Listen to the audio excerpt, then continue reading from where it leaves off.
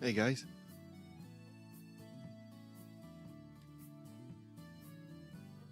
Just making sure everything's running okay again. You know what I usually do.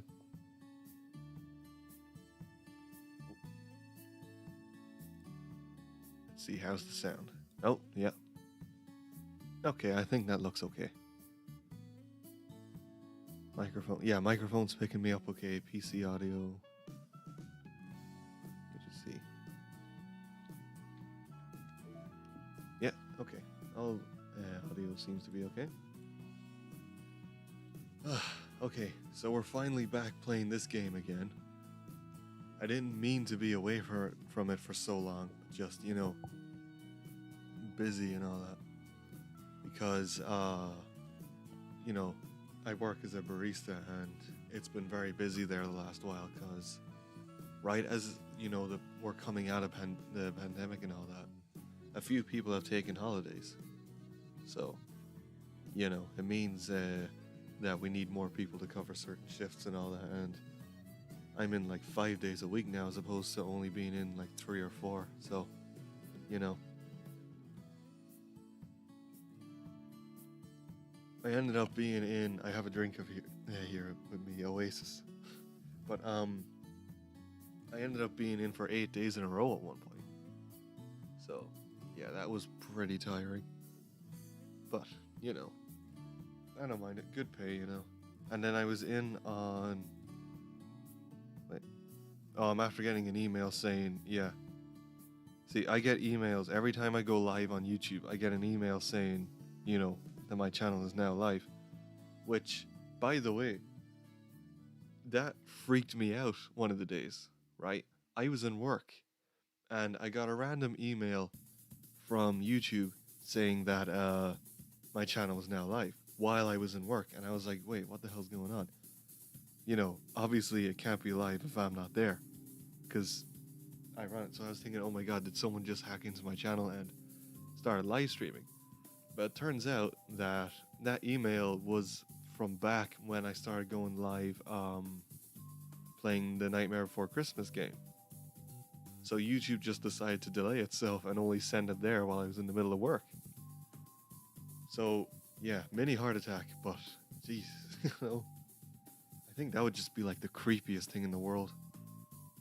Like you're fully away from your laptop and where you do all your work, and next thing you know, you get like an email or a notification about your channel or whatever saying it's active. That'd be creepy. Hey Bendy, good to see you. I'm just talking about that time YouTube gave me a mini heart attack by sending me an email way too late. You know? But yeah, I'm looking forward to getting back into this. So I might just jump straight in.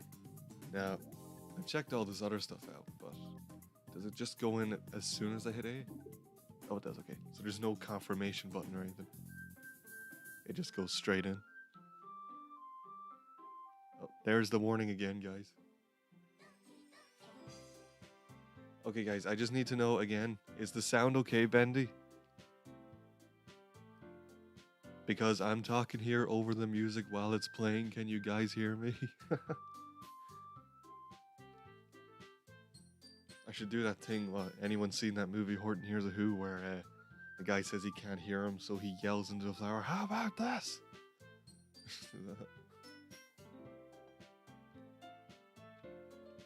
Hey, okay. Thanks, Bendy. Right. Let's go straight back. We were, what was it? It says 7th of the 9th, but here in Europe, it should be saying 9th of the 7th, but 9:50. Yeah, okay, so this was the last one. Oh, straight back in. Okay, straight like that. Right, okay. I'm gonna look up the words again to go to Yuri route. You know? Because I want to make sure I'm going the Yuri route. That's the one I want to go. Oh. Chrome opened up on a Space Jam page I was on. Which, by the way, so I saw, yeah, there's the email again saying I'm live. So I saw Space Jam. Hold on, let me type this in first.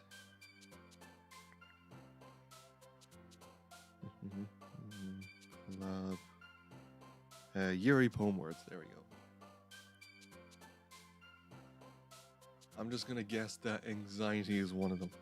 Just because. I'll see if I was right. Sayori, that's it. Here we go.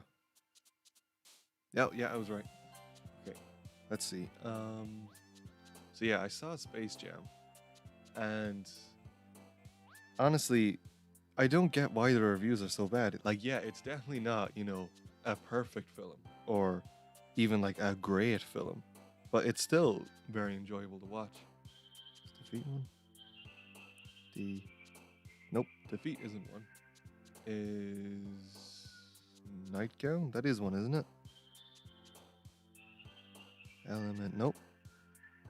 Heart. GH, nope. Is insight? Oh yeah, it is. There we go. Pain. Pain's definitely one, isn't it? Nope, never mind. I'm guessing that's a Sayori one. Frightening. Is it? Yeah, there it is. Bendy goes, I know what you mean. I was in the grocery store once and I got a notification from my Xbox app on my phone saying that my account had been deactivated and I freaked out. Yeah, I mean, that'd be like the freakiest thing. You're away from it all and like I remember when I got the new phone and I signed my Twitter account into it, I got a notification going, what was this you? But it didn't say anything else and I was like, wait, what the hell? But it was actually just asking if I just signed in. Like, good lord, you don't start a notification with was this you? It's like, oh my god, what am I being framed for? Right, let's see. Hopeless, that's definitely gotta be one. Although that sounds like a Sayori one. Yep. Okay, that's definitely, no, yeah, as in that's a Sayori one, I think. Valentine? Nope. Vertigo. Yep. Shame. Is that one? Nope. Extreme? No, but explode is one. That's weird. After image. Yep, that's the first one. On the top. Extraordinary. Or extraordinary. Nope. Wait. Nope. Disarray? CFGD. Disarray. Yeah. Oh my god, we're only on the 8th word. Okay, uncontrollable. Is that one? Uncontrollable, yeah. Fear. Fear is definitely one, isn't it? Fear. Nope. Anger. Nope. No. Boop. No, that's that'd be a Natsuki one. Peace. Nope. Heartbeat. Nope. I don't think any of these are hers. Let's just go with... Is prayer one? It's not. Right, let's just choose... Prayer. Yeah, that was a Sayori one. Tragedy. Nope. I don't even know how you pronounce that one.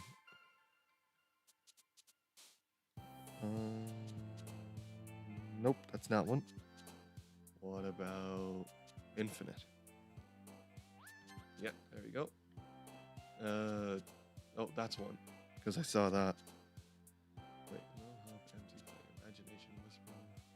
Dream, I think dream is one.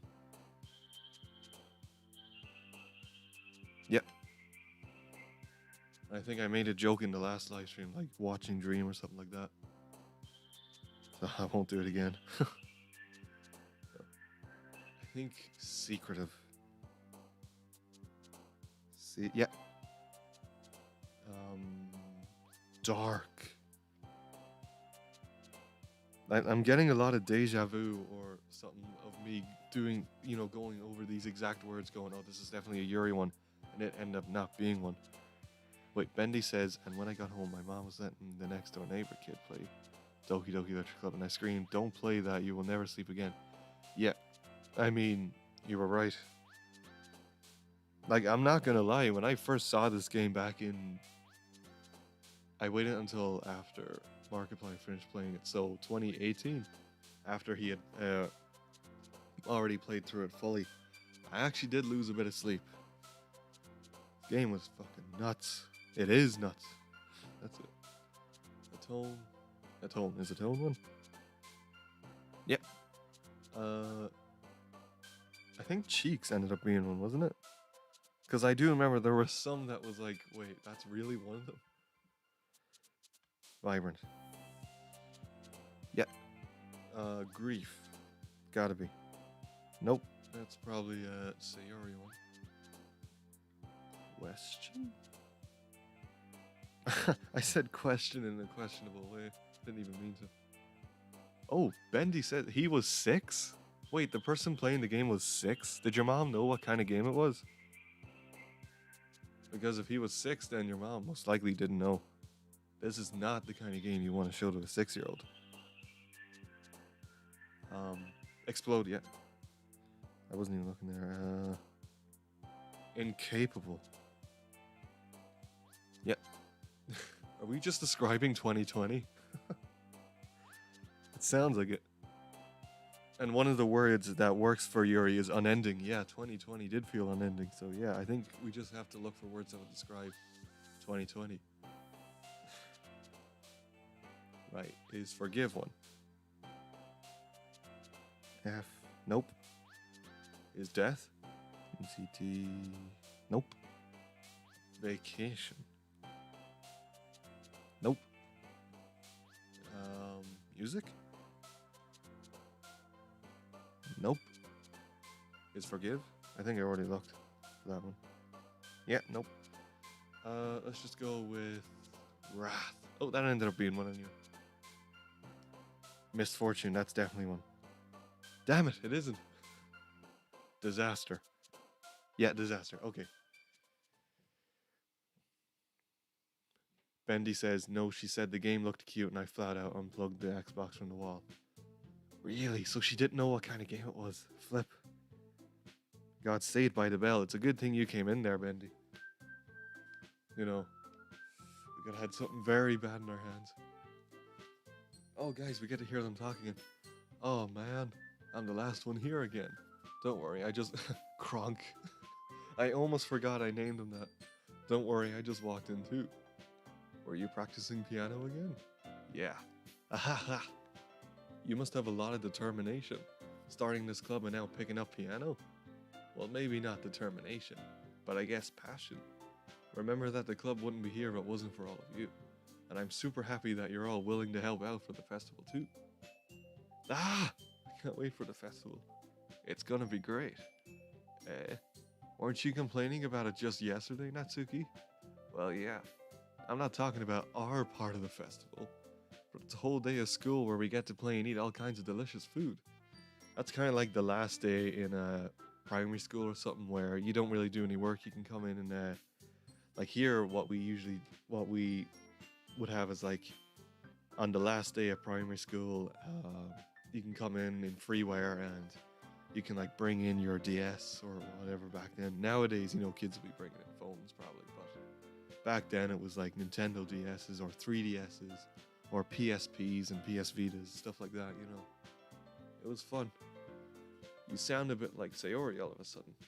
Monica, did they usually have fried squid? Oh, I forgot. Squid? Pretty specific thing to look forward to. I mean, you know, if I was going to one of these things, I'd be asking if they served, you know, curry chips or stuff like that. So, you know, will they have green tea maybe? Oh, come on. Are you saying you don't like squid? Fried Squidward. Okay. You of all people? I didn't say I don't like it. Yeah, I was about to say, besides, what do you mean by you of all people? Because it's right in your name. Monica. Oh, I feel like I should get this. Monica. Monica? That's not how you say my name at all. I feel like I heard the joke described to me once before and I've completely forgotten what it is. Question mark. That even if it is. Ugh. Natsuki just says question mark. Ah, never mind. Bendy says, my dad got home from work at the very moment and he grabbed the Bible on the table and said, out of this house. He's like JonTron. That's crazy. Although good thing you had a Bible nearby, because to be honest, you need one nearby with this kind of game. You know? Let's just focus on our own event for now, okay? Fine, fine. Your reactions aren't as fun as Yuri's or Sayori's anyway. Excuse me? Where is Sayori anyway? Oh, there you are. Sayori sitting at a desk in the corner of the room looking down at nothing. I walk over to her. Hey, Sayori. I wave my hand in front of her face and accidentally smack her. No. You're spacing out again. Ah. Sorry. Don't mind me. You can go talk to everyone else. I mean, she's not subtle about it at all. She's clearly something bothering her. Oh. Is everything alright? Of course. Why wouldn't it be? It just feels like you're a little off. Sorry for assuming things. Geez, you worry too much about me. I'm fine, see? Sayori shows me a big smile. Well, a fake one, but... Don't let me distract you from having fun with everyone. Well, alright, if you say so. I worriedly glance at Sayori before turning back towards everyone else. But the conversation has already dispersed with everyone back at their usual activity. Maybe I should ask Monica if she's noticed anything about Sayori recently. Since they've been preparing for the festival, they must be spending a lot of time together. Oh, that's right, yeah, they're working together. I timidly approach Monica, who is shuffling through some papers at her desk. Kronk, what's up?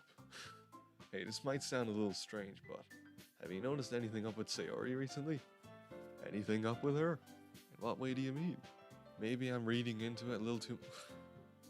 A literature club, and he says he's reading into it too much. But she seems a bit downcast today. Oh, you think so? I can't say I've noticed anything about her. Monica peers across the room at Sayori, who is idly dragging a rubber razor up and down her desk. Maybe there is something on her mind, but I'm surprised I'm not the one asking you, Kronk. You certainly know her a lot better than I do. Yeah, but she's never really like this. She's always talked to me about things that bothered her. But this time when I asked her, she was really dismissive. Sorry, I know it's not your problem. I just wanted to ask if you knew anything, so I'll drop it now. Oh, sorry. No. It's important to me too. I mean, I'm also friends with her. And I also care about the well-being of my club members, you know? Maybe I'll try talking to her myself. Are you sure about... I just think of that meme of, oh, John Cena sticking his face through the thing going, are you sure about that? Are you sure about that? She seemed like she wanted to be left alone. Are you sure about that? Maybe she just has a hard time bringing it up with the person of interest. Person of interest? What do you mean by that? I'm saying that maybe the thing on her mind is you, Kronk. Well, I mean, you can't blame her, you know. Me? How on earth would you come to that conclusion? Where do we start? Well, I probably shouldn't say too much, but Sayori talks about you more than anything else, you know. Anything else? She's been so much happier ever since you've joined the club. It's like an extra light has been turned on inside of her. What? No way. Sayori is always like that. She's always been full of sunshine. It's not any different now than it always has been. You're so funny, Kronk. I know, he's funny. Have you thought that maybe you've always seen her as so cheerful because that's just how she is when she's around you? Dots. I said too much. I'm sorry, what do I know anyway? I didn't mean to jump to conclusions, so you should just forget about what I said. I'll try to talk to her, so try not to think about it for now. Alright. Monica smiles meaningfully. I know she said to forget about it, but I already know that I won't be able to get her words out of my head. Monica stands up from her desk and walks across the room to where Sayori is sitting. I watch her kneel down next to Sayori and gently talk to her. But she's keeping her voice so quiet that I can't hear her from here. There's a reason for that, we all know why. I sigh and sit myself down. I know Sayori told me not to worry about her and to have fun with everyone else. But that's impossible to do when she's behaving like this. Also, it's kind of impossible to have fun with everyone else if there's only 2 more people, you know? I don't know. Exactly how much do I care about her that I'm letting this weigh me down so much? Now it feels like I'm the one behaving out of the ordinary. Well, there's nothing I can do besides wait for Monica. Why does it feel like Wait, where did that come from? Why does it feel like I'm being watched? It's gonna be Yuri, isn't it? I glance around the room. Yep, there we go. Suddenly I notice Yuri peering at me from over her book. Wait, from over her book? She had the book up to her like face and her eyes are just over the top of the pages, just like looking over. But she looks away just as quickly with a flustered look on her face. I realize that she won't get anywhere like this. I've never really seen Yuri approach anyone or start a conversation on her own accord, so I have no choice but to approach her myself. By now it's a little easier for me to do that. Oh, you're approaching me. I stand up from my desk and sit in the one next to her own. Oh my god, 3 stops. I didn't mean to bother you or anything. Relax, you didn't even do anything. But I could tell that you wanted to be alone with your thoughts. Okay, wait, alone with your thoughts. Okay, that's freaky. Alone with my thoughts? How were you even able to tell what I was thinking like that? Well, I can read minds. It's something that I do a lot. So it wasn't hard for me to spot based on your posture and expression. Not that I was staring or anything. I didn't do anything creepy like that. In any case, I guess you were right. I'm sorry if I caused you any concern. Don't apologize. Your troubles are only the concern of those who willingly share in that concern. Oh, huh? Of course, there are certainly those who find the most comfort in keeping to themselves. Oh, that's right, she's an introvert. But if you would prefer to share what's on your mind, then I would be glad to listen. It's really not that big of a deal. I was just feeling a bit uneasy about Sayori. Sayori? Yeah, she seems a little off today, but when I asked her about it, she didn't want to admit it to me. So I can't help but wonder if something happened to her. Oh, that's quite romantic. Sorry. I didn't mean to say something stupid. It's not that. I just didn't want you to misunderstand. Sayori and I have just been friends for a long time, that's all. Ah, I see. Then perhaps it is unusual for her to be dismissive to you about her feelings. Or maybe I'm just reading into it a little too much. Kronk.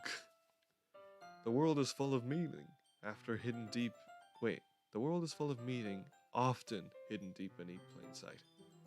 And there are many untold mysteries behind every person, no matter how well you may know them. Jeez, okay.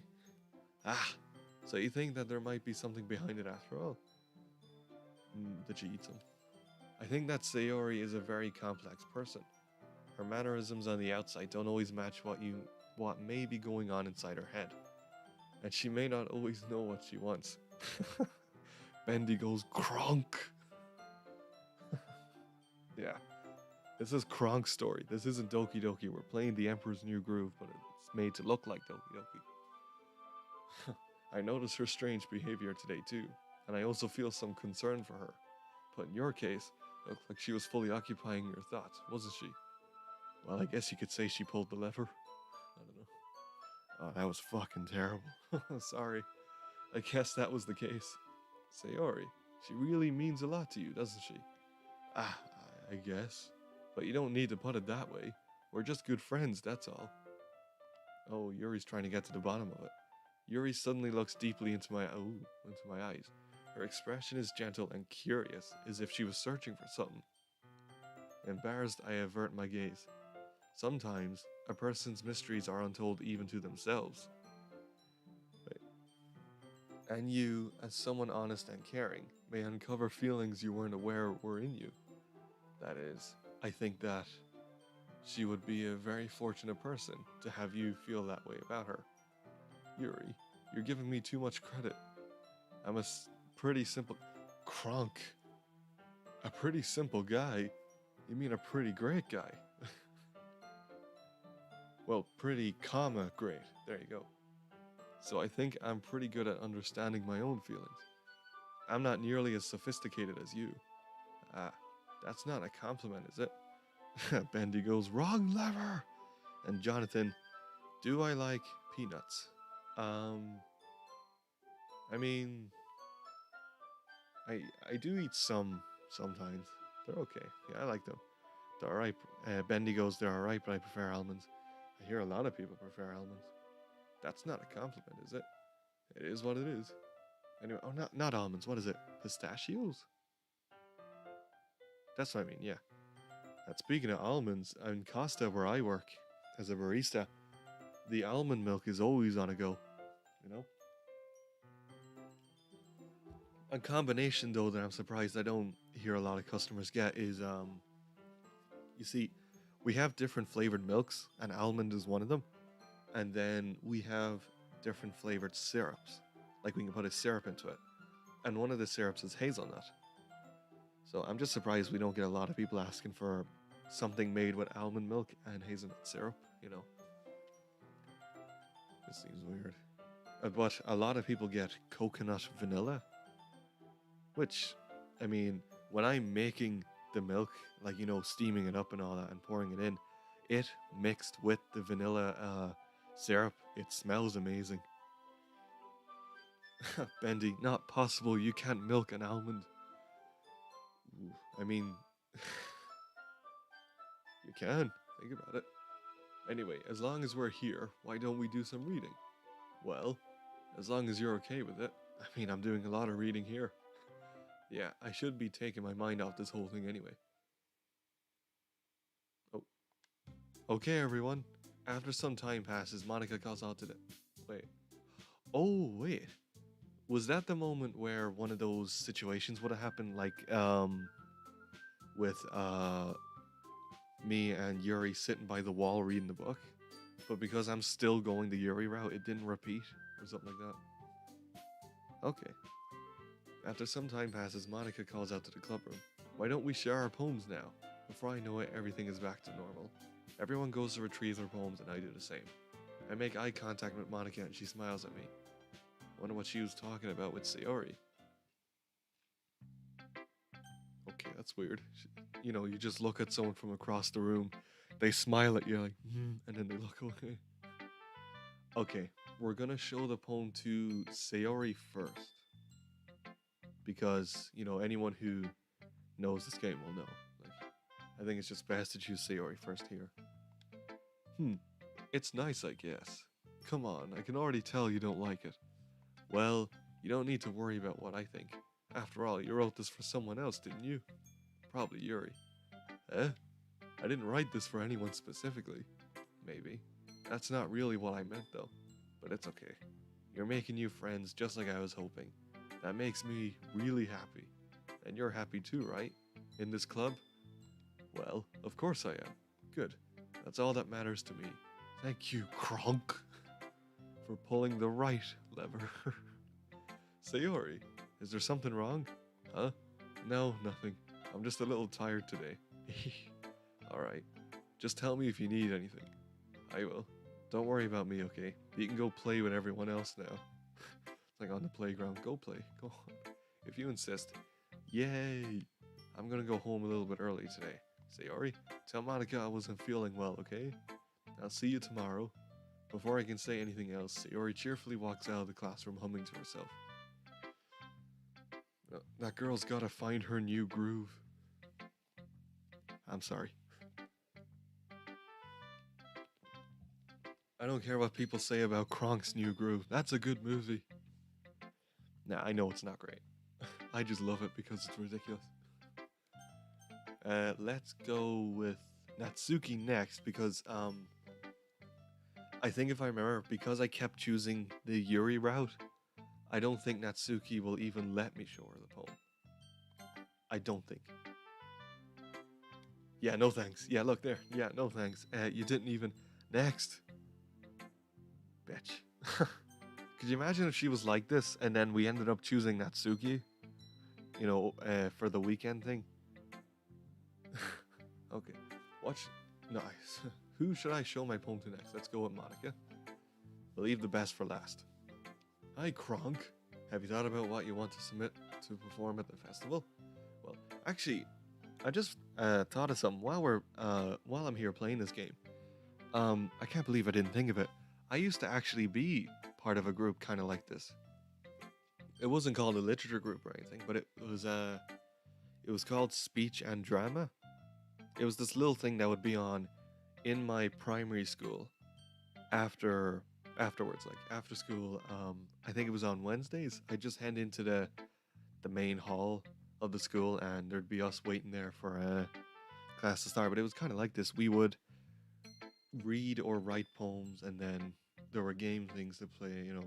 Games like first one that comes to mind was a game called Huggy Bear. I don't know what age I was, but there was a game where like it's quite competitive. But what happened was all the all the people in the group, right, would run around the hall, and when the instructor yelled Huggy Bear or something like that, everyone had to find a partner quickly. And if you were left on your own or weren't quick enough, you were like, you lost, you were out of the game. So, yeah, it got pretty competitive. But I can't believe I didn't bring that up. I wonder if I still have that book that has all those poems in it. Because there were a lot of them in there. Well, being in this club is one thing, but performing in front of a bunch of people, I'll have to give it some more thought. Okay, no pressure. What would Kronk's poem be called? Kronk writes a poem. What would it be called? And I know what a lot of people might probably think. Please keep it safe to work. Safe for work, I mean. Okay, no pressure. But whatever you do, I'm sure it'll turn out great.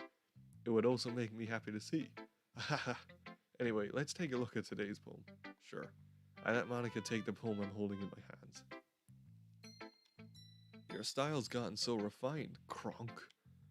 Yuri's been teaching you a lot of things, hasn't she? Well, I guess so. Wait, a lot of things? Okay. Yeah, I've been noticing how much time you spend with her. I think I've heard her say more words these past couple of days than she's talked in the whole year. Oh, okay. Not sure how you did it, but that's pretty impressive. But she just needs some patience and a way to talk about all the things in her head, I guess. I'm still getting the hang of it myself. You're certainly putting in a lot of effort. You must really like her. That's true. It's awfully suspicious, Oh, don't say that word. Among Us has kind of ruined that word now, We only say sus in the chat because none of us know how to spell subsissicus. Sorry. Spending time with her in the club every day, reading that edgy novel with her, well, I just feel bad that she has a hard time socializing. It makes me want to make sure she doesn't spend all her time alone. That kind of sounds like pity, though, doesn't it? Besides, the novel isn't too bad either, Alright, I get you. Just be careful, alright? I know that Yuri isn't used to opening herself up, so if something bad happens while she's vulnerable, then it could be really hard for her. Wait, what? Her books aren't a total escape from reality. They're just a bandage. You say that like I'm going to hurt her. Sorry, I didn't really mean that. Ooh, but Monica's not denying it. Kronk wouldn't hurt her. If anything, she might accidentally hurt herself. Anyway, I'll share my poem with you now, alright?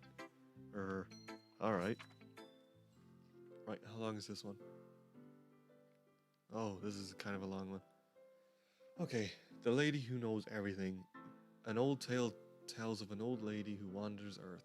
The lady who knows everything. A beautiful lady who has found every answer, all meaning, all purpose, and all that was ever sought, and here I am. A feather. Lost adrift the sky, victim of the currents of the wind. Day after day I search. I search with little hope, knowing legends don't exist. But when all else has failed me, when all others have turned away, the legend is all that remains, the last dim star glimmering in the twilight sky? Yeah, twilight sky. Until one day, the wind ceases to blow. I fall. And I fall and fall and fall even more, gentle as a feather, a dry quill expressionless. But a hand catches me between the thumb and forefinger, the hand of a beautiful lady. I look at her and find no end to her gaze. I mean, that feather could have a disease on it, because it belonged to a bird, but okay. The lady who knows everything, she knows everything, so she knows it probably doesn't have them, so. Okay, the lady who knows everything knows what I'm thinking. Before I can speak, she responds in a hollow voice. I have found every answer, all of which...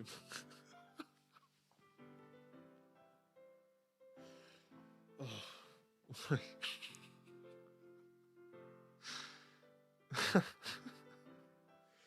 No,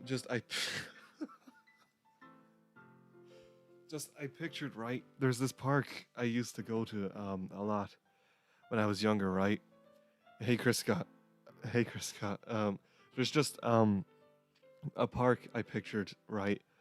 Like a feather falls from the sky. This old lady just catches it and starts talking to it, and everyone's just looking over like, what the fuck? Sorry, I don't know why I found it funny though. Okay. Before I can speak, she responds in a hollow voice, I have found every answer, all of which amount to nothing. There is no meaning, there is no purpose, and we seek only the impossible. I am not your legend does not exist. And with a breath, she blows me back afloat, and I pick up a gust of wind. Right, like you're walking in the park, and this lady just catches a feather, starts going, there is no purpose, and blows it away. I'm sorry, I know there's more meaning to this poem, but just... This sounds like something the Impractical Jokers would make one of the Jokers do.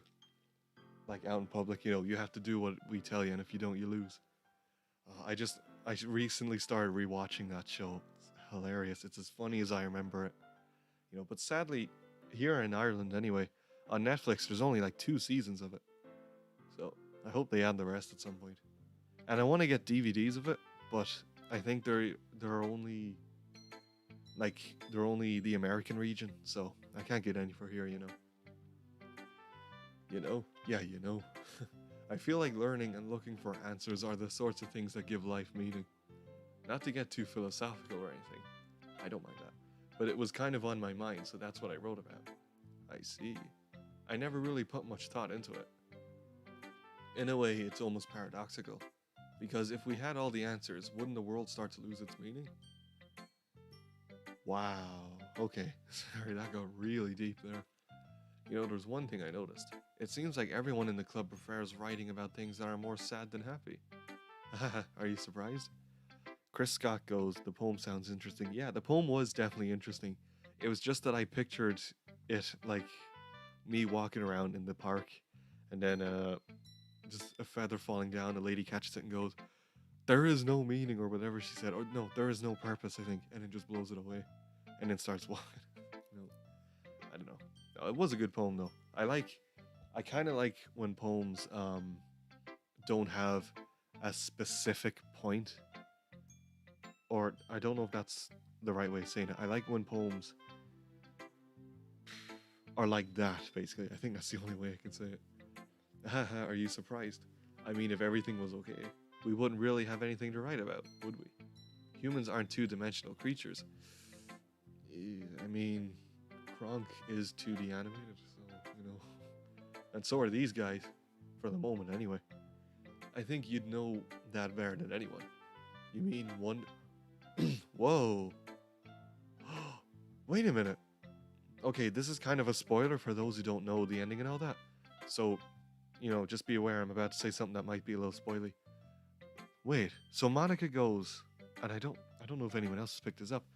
Monica goes, you know, 2-dimensional beings or something like that.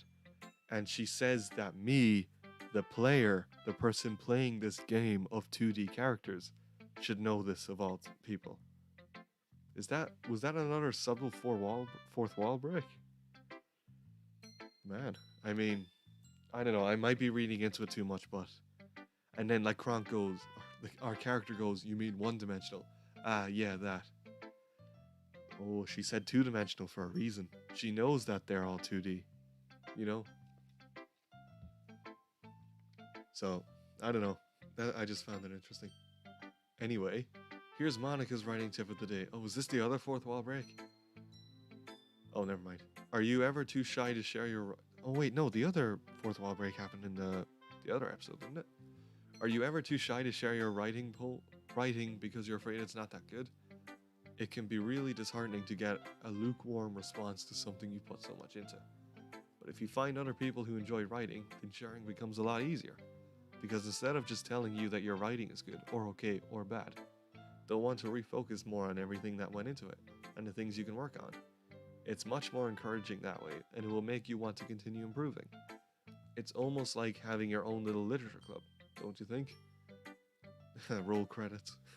That's my advice for... Yeah, I used to watch Cinema Sins. Not so much anymore. Thanks for listening. Okay, well, reading. But now, let's go to the main one. Here we go. Kronk, your writing has only improved in these last few days. Ah, I should have screenshotted that one picture of Yuri saying Kronk. Can I go back? Wait, can I go back? I kind of want to just have a screenshot of Yuri just going Kronk. Wait. When was the last? Oh, there was no autosave.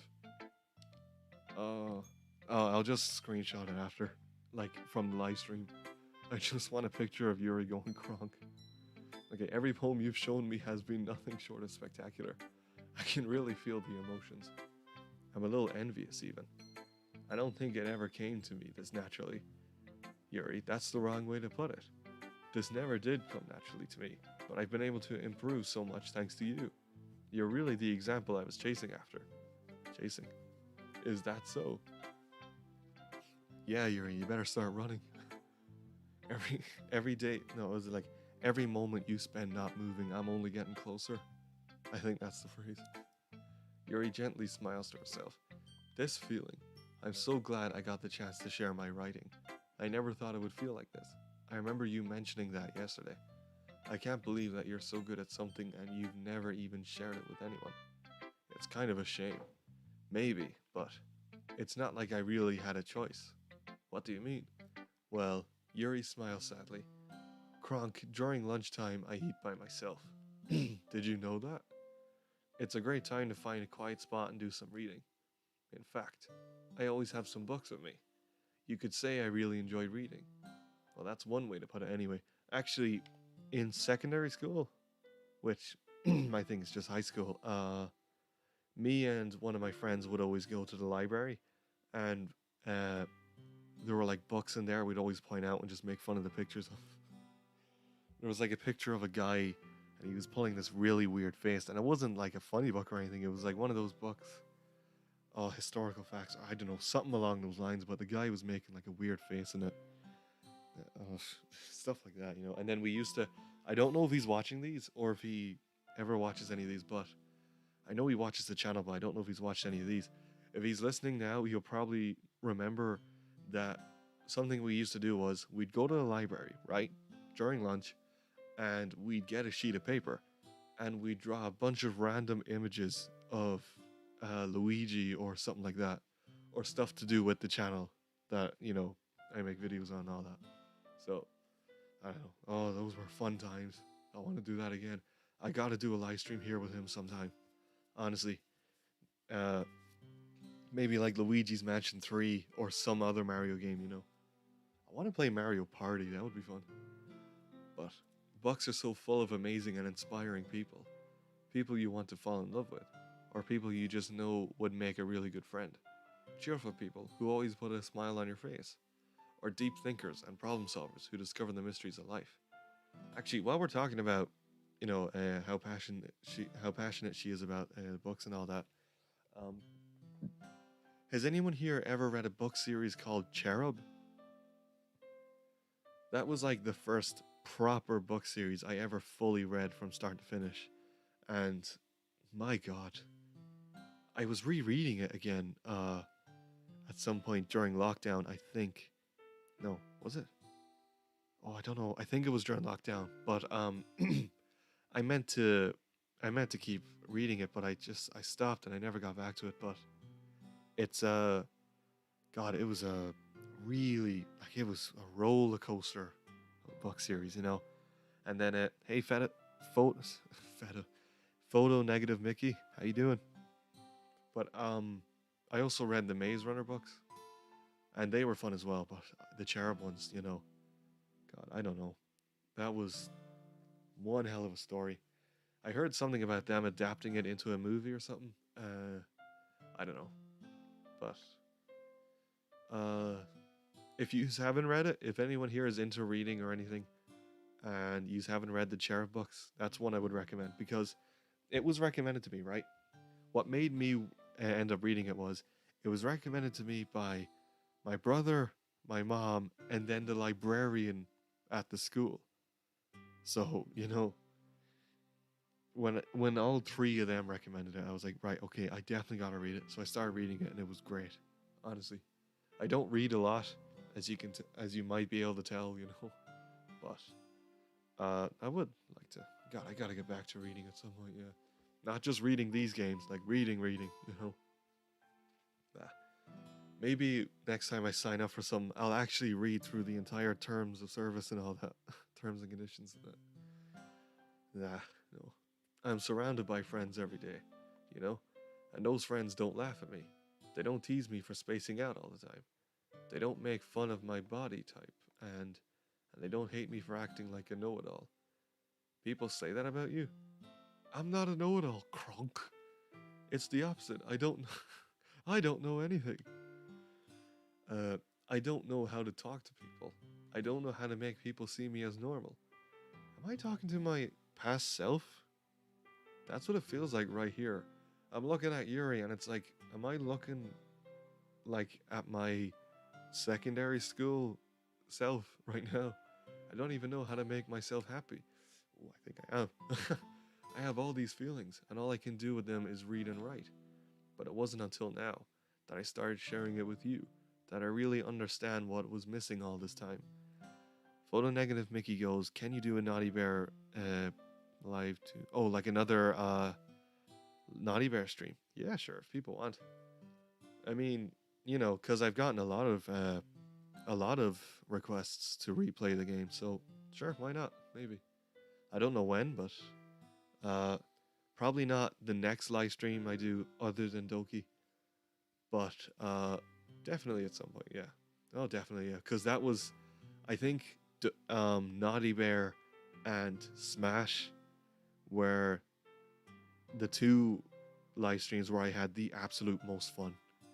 Naughty Bear and Smash. So definitely going to be playing those again, you know. 100%. But the next poll I do, uh, I know I'll explain. I'll explain later what I'll be doing with the next poll. You guys will see. But I haven't really done anything. No, that's wrong. Just being patient and respectful. That's really important to me. It does go a long way for introverts, I suppose. You know, people who are quiet and keep to themselves a lot. You know, if anyone wants to make friends with a quiet person, you know, patient, respectful, all that, you know, and you know, people who are quiet and keep to themselves, you know, they wouldn't know. It's kind of like the way I was. They wouldn't know the best way to make friends. So if you just take that into consideration and kind of understand whatever they'd say or whatever they do to try and make friends, you know, you can get along with them just fine. You know, at least that's what I think anyway. I mean, don't, you know, that's, I don't know. Anyway, I know I'm a difficult person, Kronk. No, don't say that, Yuri. I speak too slowly. I second guess myself all the time. I read too deeply into things, but every time, you've always treated me like everyone else. It's so rare that I feel comfortable with myself when I talk to others. But that's why every time I talk to you, I just feel really happy. I see. Well, I treat you how you deserve to be treated, Yuri. And if other people don't see it that way, then screw them. I mean, I joined this club hoping I would make friends, and I would say I've had at least one success. Wouldn't you? Yeah, Natsuki. If you put it that way, yeah. We really are friends now, aren't we? Yuri puts her head in her hands, but this time she's smiling as she does it. I'm just trying to picture that. Her head in her hands and she's smiling. Okay. Do you want to show me your poem? Yeah. Oh wait, we haven't even seen our poem yet. Let me get it for you. Okay, there was a guy who helped me read some of these words before. I don't know if he's here now, but we'll see anyway. If I might need a hand with a word or two. If I do, I'm gonna ask you guys, you know. Okay. Ghost Under the Light Part 2. Oh my god, already. The tendrils of my hair illuminate beneath the amber glow, bathing. In the distance, a blue-green light flickers. A, a tone, okay. A tone figure crosses its path, a silhouette obstructing. No, a lone figure. Sorry, not tone. Although that still would have made sense as well, because tone, you know, is like being a. I don't know how to describe the definition of a tone body. Okay. A lone figure crosses its path, a silhouette obstructing the eerie glow. My heart pounds, the silhouette grows, closer, closer. I open my umbrella, casting a shadow to shield me from visibility. But I am too late. He steps into the streetlight. I gasp and drop my umbrella. The light flickers, my heart pounds, he raises his arm. Time stops. The only indication of movement is the amber light flickering against his outstretched arm. The flickering light is in rhythm with the pounding of my heart, teasing me for succumbing to this forbidden emotion. That almost sounds like a meme. Succumbing to this forbidden emotion. Have you ever heard of a ghost feeling warmth before? Giving up on understanding, I laugh. Understanding is overrated. Okay, no. I touch his hand, the flickering stops. The ghosts are blue-green, my heart is amber. Okay. Finishing the poem, I start to hand it back to Yuri. But instead of taking it from me, she looks away. I don't like it. Do you dislike it? No, of course not. I just don't really know how I should respond. Despite Yuri's poems usually being cryptic, it wasn't hard to figure out what this one was about. Was this about Kronk? Like, was this about the player? Yeah. Okay, I think I get it now, yeah. I don't know if I'll be able to explain this one. That's fine. I understand this one. Yuri's having a harder time speaking than usual. Does this one mean a lot to you? Yuri nods. I'm not really good with words, but I'm happy that you shared it with me, so thank you. And I hope we keep spending time together. Despite my inability to make eye contact, I see a faint smile emerge on Yuri's lips. I once again try to hand the poem back to her. It's like, Yuri, please, just take it. Take it out of my hand. What the hell am I supposed to do? But instead, Yuri gently takes my hand and pushes it back towards me. I hesitate in response to her warm touch. You can, the poem is, once again, Yuri fails to form a complete sentence. You mean I can keep it? Yuri nods. I'd love to. Again, Yuri faintly smiles as she doesn't want me to notice. You always make me feel nice. You know I'm not good with people, but I hope that I can return the favor sometimes. Yeah, don't worry. I think you do a good job. Yuri finally turns back towards me. Finally turns back towards me. Was she facing the other way? I guess we should move on before Monica says something. But I'm sure we can talk again later. Yeah, I'm sure we will. With that, Yuri timidly smiles at me and I return to my seat so I can put her poem away. Okay, you three. We're all done sharing poems, right? Sure, nothing happens. Reconnection successful. Okay. Just gonna wait. Yeah, there we go. Okay, we're back. Okay, OBS just randomly disconnects sometimes, so I need to look into that. But is it just me, or did you say something strange just now? Something did sound a bit unusual. That's right.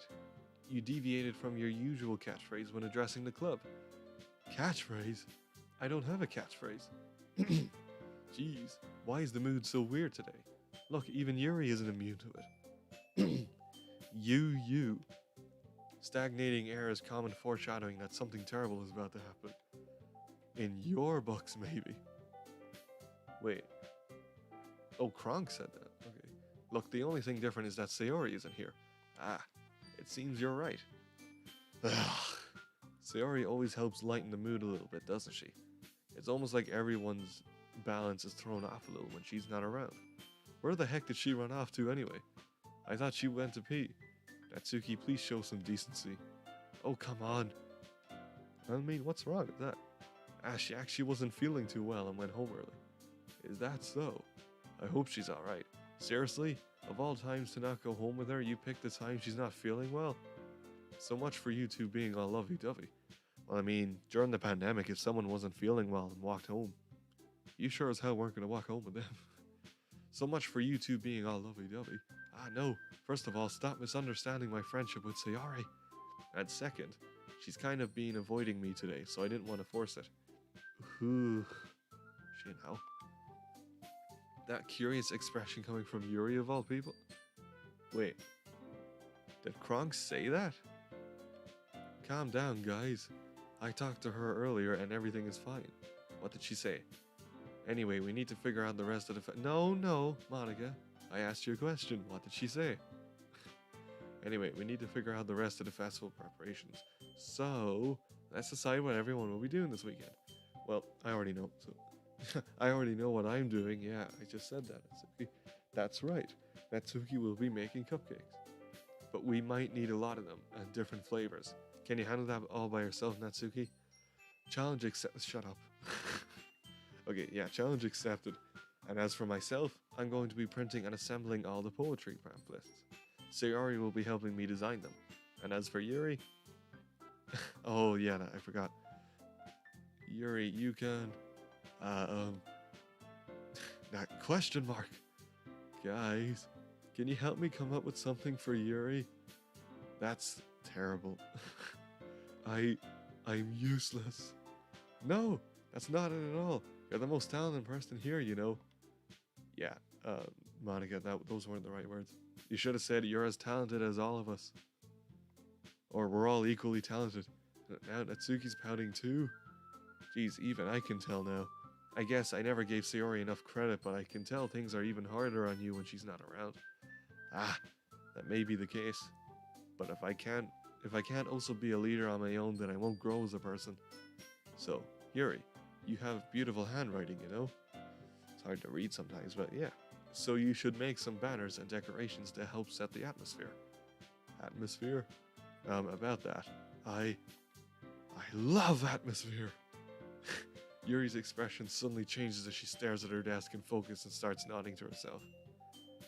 I know it's supposed to be just her sitting up and going, yeah, I love atmosphere, or something like that, but I just think of it as her standing up out of her seat and like putting her leg up on the chair like, I love atmosphere, you know, like a superhero pose kind of. And then pointing up. And then there's this bright light behind her causing like a, what are they called, heaven's rays or something? Yuri's expression, yeah, I read that. Your mind is already racing, I see. Hey, while we're talking about racing, guess who's racing again?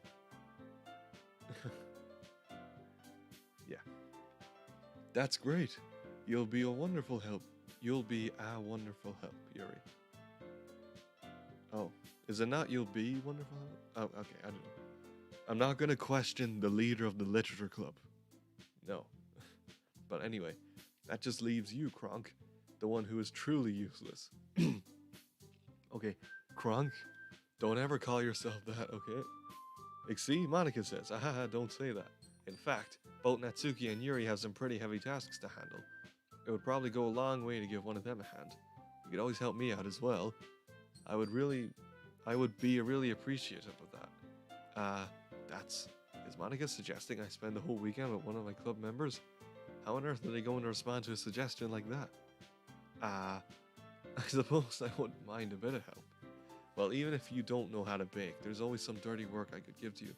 Yeah, next, Natsuki. Yeah, remember that? Next, please. It's not like Monica's going to give me a choice, and you shouldn't be sitting on your butt anyway. Natsuki tries to mumble a bunch of excuses like that.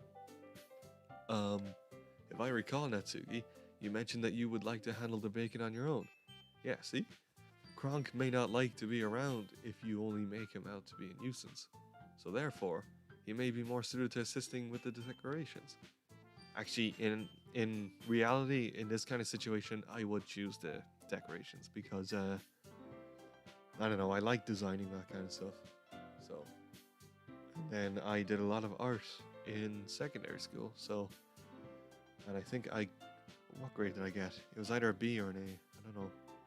I didn't do too bad anyway. The art history part though, no, definitely not an A.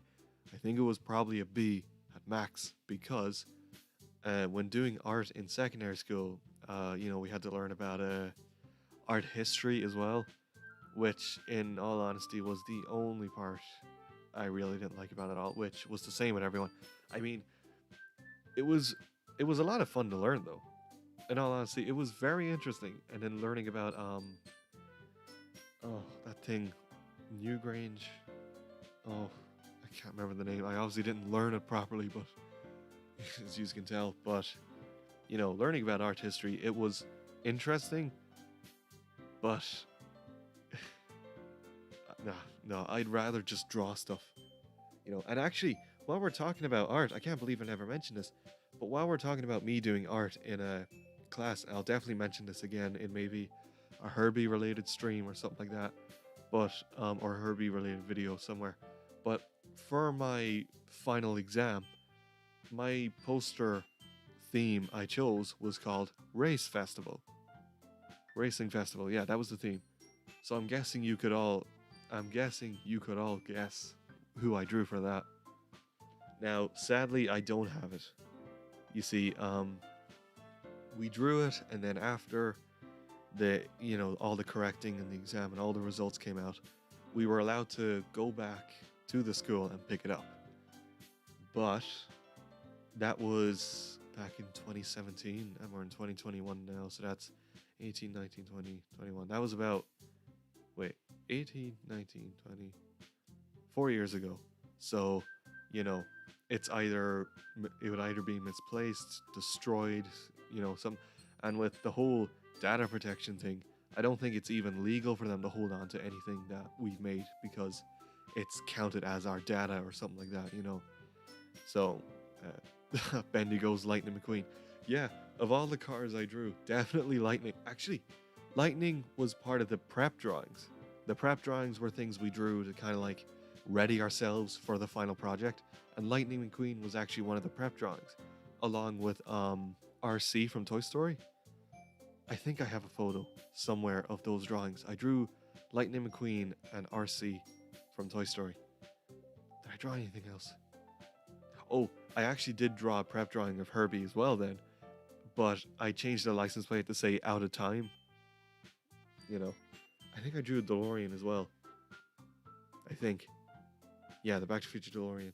But not in the same page, though. Probably somewhere else. But yeah, so Lightning was one of the prep drawings. Anyway, sorry, let's get back to the story. Hold on, I never said that. How hard could it be to make a few decorations anyway? Sounds more like you're just making excuses for Kronk to... What are you saying? It'll be extremely meticulous work. And baking isn't? Just what do you think? Guys! Let's settle down for a moment. In the end, I think it's up to Kronk to decide who he'd like to contribute. Besides, he hasn't really gotten a chance to spend any time with me yet, He's ma. So I'm sure he's interested in. You literally just said, I'm surprised as well. Sorry. I was just saying though. Jeez, can we just settle this already? Yeah, Kronk, you're okay with this, right? In the end, it's up to you. Ah, of course. Very well. In that case, everyone looks straight at me. Oh, God. All three of them looking straight at you. Like that default pose, not default pose, that picture or render of Luigi just standing straight forward. It's like they all stand at you like that. But of course, I'm going with, well, we all know. I mean, everyone already knows who I'm choosing, so let's just go. Well, I'll probably be most useful helping out Yuri. Actually, I'm just going to save here, because I just noticed I haven't saved in a while. There we go. Helping out Yuri. Me? Are you serious? Why would you... Natsuki, shut up. I can already tell you're about to say something mean. No, I was just saying. Ugh. Monica, not Monica, Natsuki, you wouldn't even read my poem and you wouldn't let me read yours, so... Yeah, that's what I'm going to do. I'm glad. I have a bad habit of overthinking these sort of things, so I think your assistance will be very useful. That's great to hear. Natsuki, you will be able to handle the baking yourself? I mean, yeah, I already said I would be fine. Okay. Everyone can tell that Natsuki is feeling a little sour. So, is that everything we needed to go over? Yeah, that should be about it. Are you guys excited? Well, excited might not be the right word. But I suppose I'm looking forward to it a little bit. Do you feel the same way, Kronk? Me? I guess you could say I'm interested to see how it'll turn out. That's good enough for me. What about you, Natsuki? Natsuki! What? Why is everyone yelling at me? I didn't even do anything. No, that's not what I meant at all. It's... God, Yuri just goes, yeah, Natsuki! That's not what I meant at all. Yuri actually glances between everyone in the room. I'm sorry for this. I don't really know why Kronk picked me. And also, your cupcakes are the best cupcakes I've ever had. They go really well with my tea. And nothing that I do for the event will compare to that, so... So, I get it. I'm kind of surprised though. Why? Well, I'm the one acting immature. I already know that. Although, if you know you're acting immature, that's the first step towards maturity, isn't it? You know? But you're trying to cheer me up all of a sudden. I know I'm not very good at it. I'm sorry if I said something bad. Natsuki isn't the only one surprised. Wait, how many times has Yuri said I'm sorry so far in this video? You know what we gotta do in the next episode, or I could do like a live stream where we watch these, and every time either Yuri says sorry, I say the word okay or all right, because I do notice I say that a lot. I take a shot, turn it into a drinking game. Oh god, or just take a drink, you know, something like that. Monica and I are also taken aback by Yuri's words.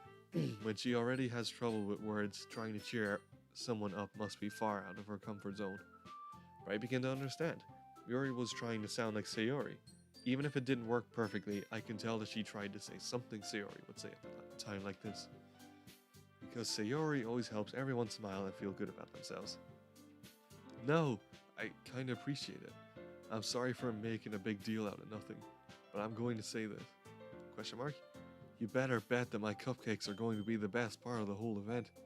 I bet. Bendy says, or you eat a hot pepper. Or there, yeah, actually, yeah. I would actually prefer that over anything because I don't really drink that much anyway, so eating something really spicy and, ooh, actually, while we're talking about spicy, something I could add into the whole mix would be, McDonald's have started this McSpicy burger, and Natasha, right, my girlfriend tried it, and very spicy. She needed a drink right next to her. She kept taking a drink every so often, and I was like, it can't be that bad, can it? So I got one myself. Yeah, very spicy. Spicy. You see, every time I hear about food being spicy, I keep thinking about other food that claims it's spicy, and it's not that spicy. So when this came along, I was thinking, oh, it's just going to be, you know, not flaming hot spicy. It'll just be a little bit of a kick in the taste, and that'll be about it. No, I needed a drink as well. Very bad. And then there were these. Wait, there were these Doritos. That's what I should do. There was these Doritos, absolute pure flaming hot Doritos. I tried once, and I'm usually okay with spicy food. Like, you know, I'd be able to eat a few really spicy things before I'd need a drink or anything. But these Doritos, I had about one of them, and I needed a drink. Like, spicy. I think that was as spicy as you could get without doing any internal damage. So, if I can find those again, they were down by the shop close by. I mean, I'll have a look for them. And if I do, then, you know, we'll play a game out of it maybe. So, that'll be fun. Although I know a lot of people don't like the sound of eating in front of a mic, so like I'll sit away from the mic when I'm eating them. But that'd be more fun to do with a camera. But no, I don't want a camera anytime soon anyway. Bendy says, be happy I could have said Carolina Reaper. Oh, wait, what is that again? Carolina Reaper. Wait, what is that? Actually, I'm going to look that up quickly. What is that? Carolina Reaper. Sorry, I'll be as quick as I can. Carolina Reaper. Oh. Wait. Carolina Reaper.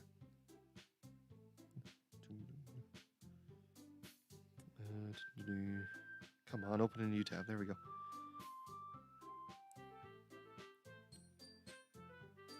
Carolina Reaper.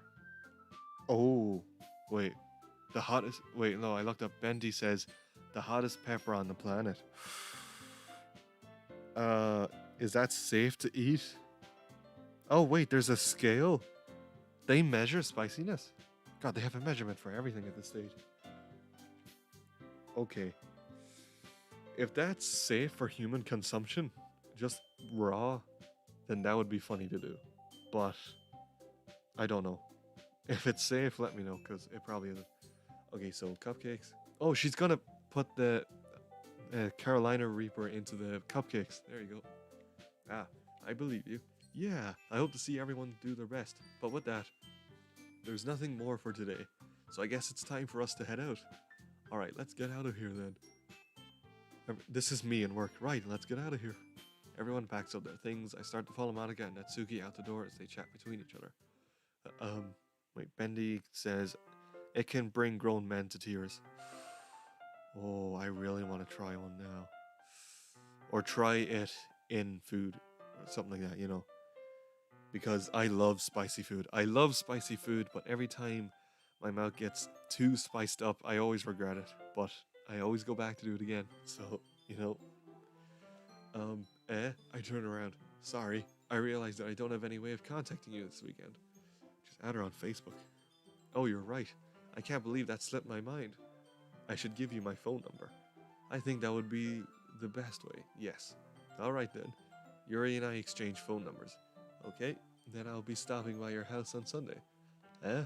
My house? In the lair? Hope Yzma won't mind. Is that a problem? No, not at all. Just thinking of the wrong lever that time. What if they're going into the place with Yuri and he pulls the wrong lever and there she goes. Okay, why do you guys even have that lever? I just thought that I would be the one going to your house since I'm the one helping you. Yeah, I absolutely love that movie, by the way.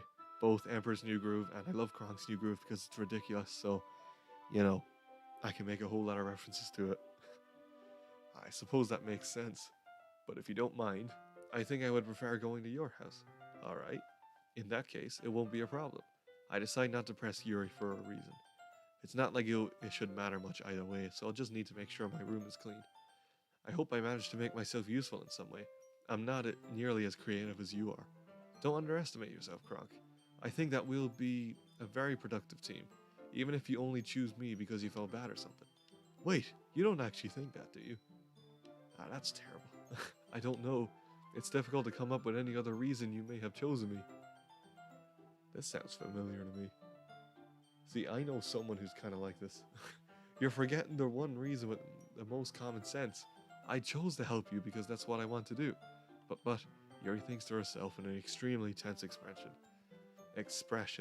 Yuri, you're overthinking this. You wanted me to point out when you're overthinking, right? I didn't realize. I'm telling you, I want to. That's all there is to it. Do you believe me? Yuri thinks really hard again. God, Kronk really set us straight there. She looks straight into my eyes for a long while. I believe you. As if it took her tremendous effort, Yuri finally says that and relaxes her expression. And I'm really looking forward to Sunday. Yeah, I am too. After that exchange, I make my way out the door and Yuri follows. Okay, Bendy says, let me just say this. Your toilet is your friend. It takes all your BS and doesn't complain, but if you eat a Carolina Reaper, your toilet will not be your friend anymore. Oh, that's right. Spicy stuff can mess up bowel movements. That's right. Ugh. Yeah. That toilet will have had enough of my crap. Yuri is going to be coming to my house on Sunday? My anxiety shoots through the roof. Even though I've gotten pretty used to handling her at this point. Don't say it like that. There's no telling what might end up happening when we're outside of school. More than that, she told me that she was looking forward to it. Is this the chance I have to make something happen between us? Or is it too early for that? Only time will tell. But until then, I won't be able to take my mind off it. I seriously can't wait. We're gonna save once the next day starts. Here we go. It's already Sunday. Okay, save. Hey, it's what a weekend feels like. You go home Friday and it's like, wow, I can't wait for the weekend. And then you go sleep and wake up and it's Sunday. It's like, what the hell happened to Friday and Saturday? I've been getting increasingly anxious about Yuri's upcoming visit. I keep telling myself there's no reason to be nervous, but it doesn't help much. Yuri is clearly an introvert and also an intimate person in general. There's no doubt that she'll open up a little bit when it's just the two of us. I just think of that song as well. You know the song with the words just the two of us. We can make the banner if we tried. Just the two of us, you know? Ugh, I'm sorry. Meanwhile, we've been texting occasionally. She was extremely apprehensive at first, but it wasn't long before I was already learning more about her. But putting Yuri aside, I haven't heard a thing from Sayori since she left the club early the other day. That's another freaky thing if you think about it. If like you're friends with someone and Yous are constantly messaging each other, and suddenly there's a day where it just stops. It's like, oh, what's going on here? You know. I haven't heard a thing from Sayori since she left the club early the other day. It's not like we text each other all the time or anything. Oh, okay, never mind. But I've been worried about her in the back of my mind.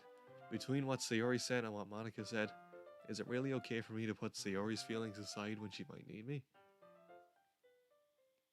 These are some nice houses. Can I find some houses here like that? I mean, I know I won't be able to afford them because, I'm not making enough from my job or this. But, I mean, I can dream. That is a nice house. I decide to visit Sayori before Yuri comes over. Rather than asking, I simply tell her I'm coming over much like we've done in the past. Once I reach Sayori's house, I knock on the door before entering it, myself. Again, we used to play so often that we've made it a habit of simply entering each other's houses like we were family. I could never do that. Doesn't matter how great you get along, but you could never just walk into someone's house. I just feel like even if you know the person so well, it's just you can't just show up. Even if you tell them I'm on my way over and then just walk through the door. Just wouldn't feel right. The house is quiet. Sayori isn't anywhere on the first floor, so I assume she's up in the room. Just taking another drink.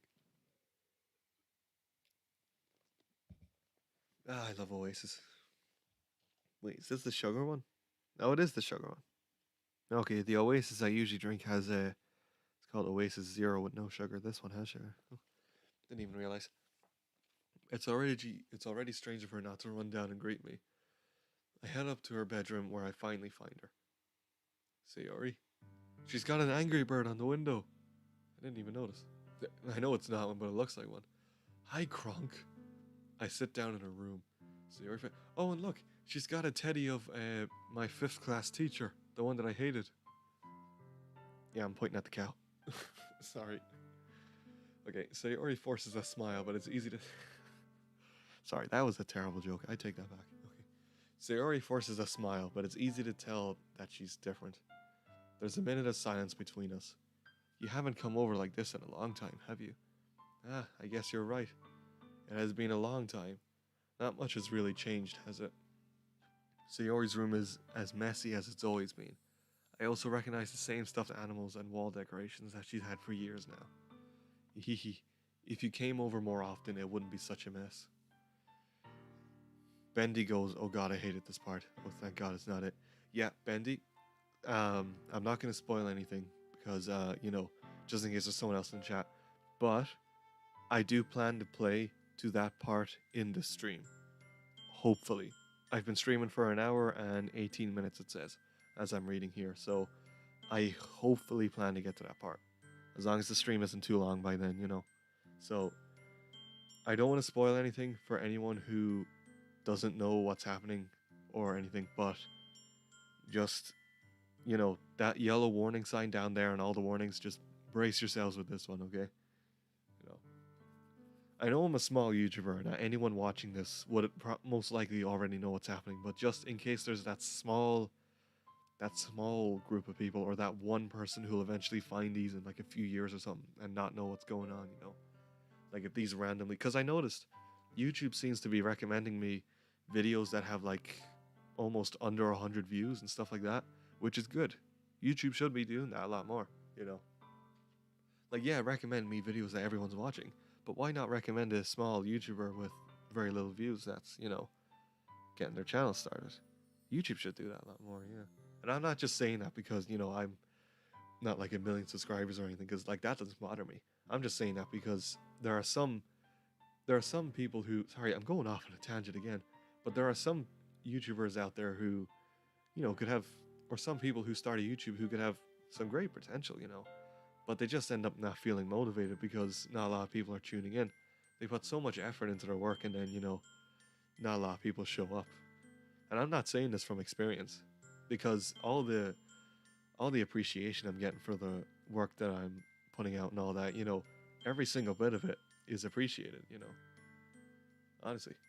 I always say it, but I always say it because I can't say it enough. This is just another moment of me thanking you guys. So there you go.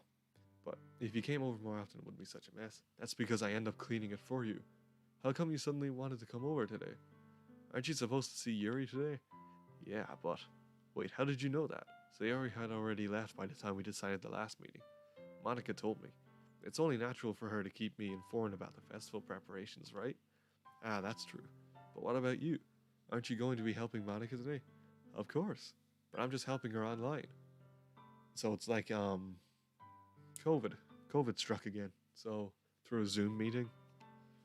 We didn't plan to meet up or anything. Actually, a Zoom meeting between these guys would be funny. You have Monica, Sayori, Yuri, Natsuki, and then the player. That would be cool. Yep. There's more science between us. Sayori stares in a random direction.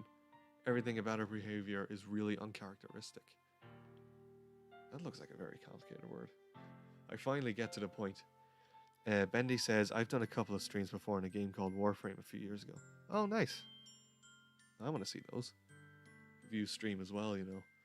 You should, because, you know, it looks as though YouTube, the algorithm of YouTube is that it's going to start recommending, you know, videos that don't have a lot of views and all that. So, you know, anyone who's looking to do this kind of stuff and all that, keep at it, because it looks like YouTube might actually start helping us. You know? We'll see anyway. But I just wanted to see how you were doing after you left on Friday.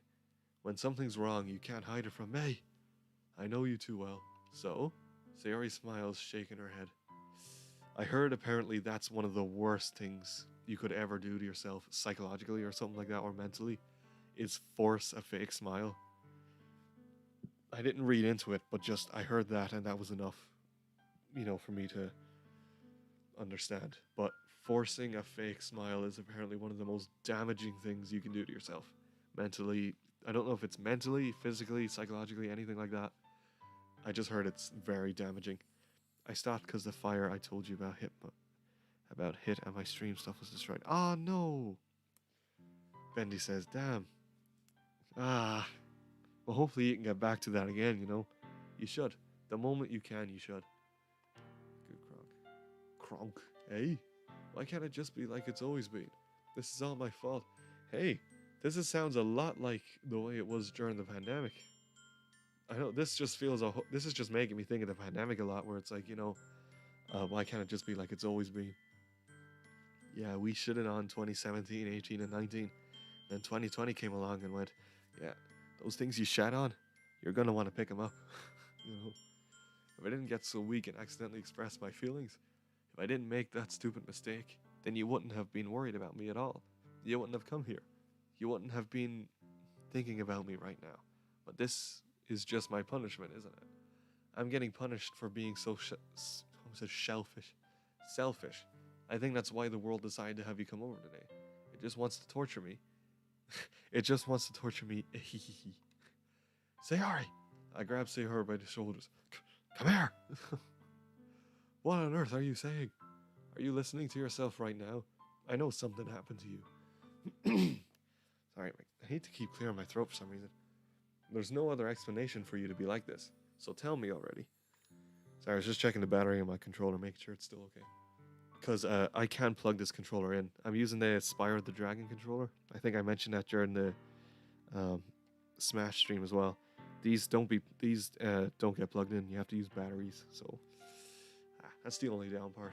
Hey, I get to play Smash with a Spyro controller, so there you go. Until I know, I won't be able to stop thinking about it. Sayori gives me an empty smile. You really put me in a trap, Kronk. But you're wrong. Nothing happened to me. I've always been like this. You're just seeing it for the first time. Seeing what? What are you talking about, Sayori? You're really just going to make me say it, aren't you, Kronk? I guess I have no choice this time. The thing is, I've had really bad depression my whole life. Yeah, this is when the game gets serious, you know. I mean, a lot of us have experienced this, but especially after last year. You know, the Great Depression, or the Big Sad, as some people say, you know. Did you know that? Why do you think I'm late to school every day? Because most days I can't even find a reason to get out of bed. What reason is there to do anything when I fully know how worthless I am? Ugh, it's getting very serious now. Why go to school? Why eat? Why make friends? Why make other people put their energy and caring to waste by having them spend it on me? That's what it feels like. That's why I just want to make everyone happy. Ooh. Fuck. That really hit home. Sorry. Okay. Without anyone worrying about me, I'm in shock. I can't even figure out how to respond. This would be huge. Could you imagine your friend that you've known your whole life just comes out with all this, you know? How is it possible that Sayori kept this from me the entire time that I've known her? Yeah, this is hitting home to me. Did she really want so badly for me to just not think about her? Why, Sayori? Why is it that you've never told me about this? It almost feels like I've been betrayed as your close friend. Because if I knew, I would have done everything I could to support you. Bendy goes, I definitely will as soon as I get out of this RV and get an apartment with no computer and living in a small RV with the grandmother streaming is hard. Yeah, I mean, don't worry about it, man. You know, you'll have a nice apartment and then you'll have this big, expensive PC setup, and then you'll start doing streams, and then next thing you know, you'll have loads of people watching them. Because when I started doing these streams, actually. I'll say this very quickly because I keep talking about random things. When I first started doing these streams, I was actually very, not uncomfortable, but this was definitely way out of my comfort zone. Like when I started doing that Overwatch live stream with the mic, doing the other live streams was fine, but doing them with a mic, that was very different because I'm not a very confident person in any of myself, really. Like, I'm not very confident in my voice, my speech, anything really.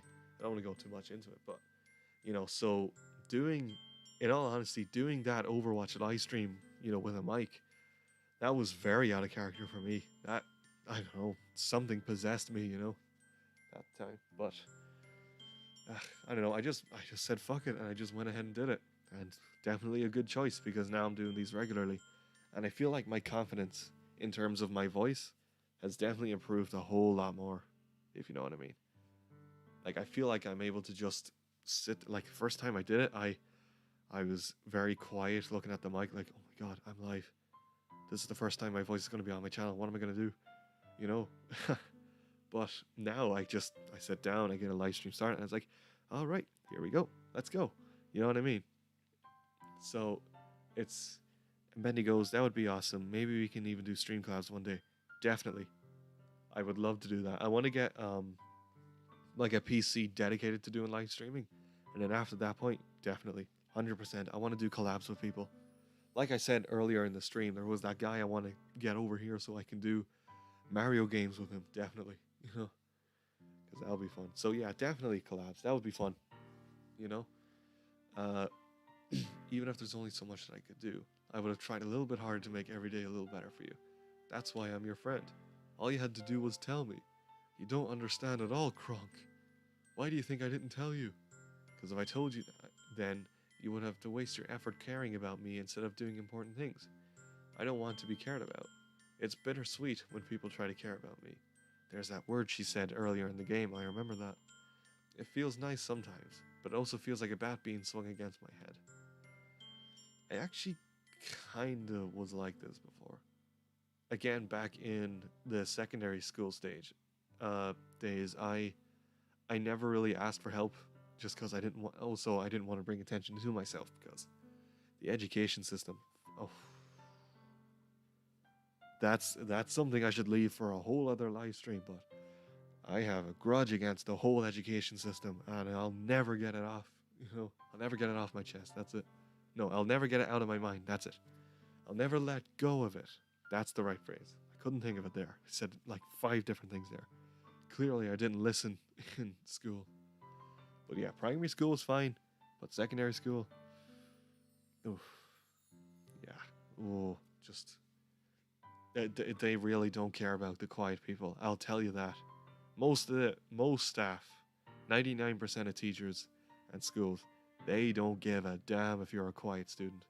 They don't care how psychologically damaging it's going to be to make you come out up to the front of the class while you're quiet with a not very confident voice and not much confidence in yourself at all.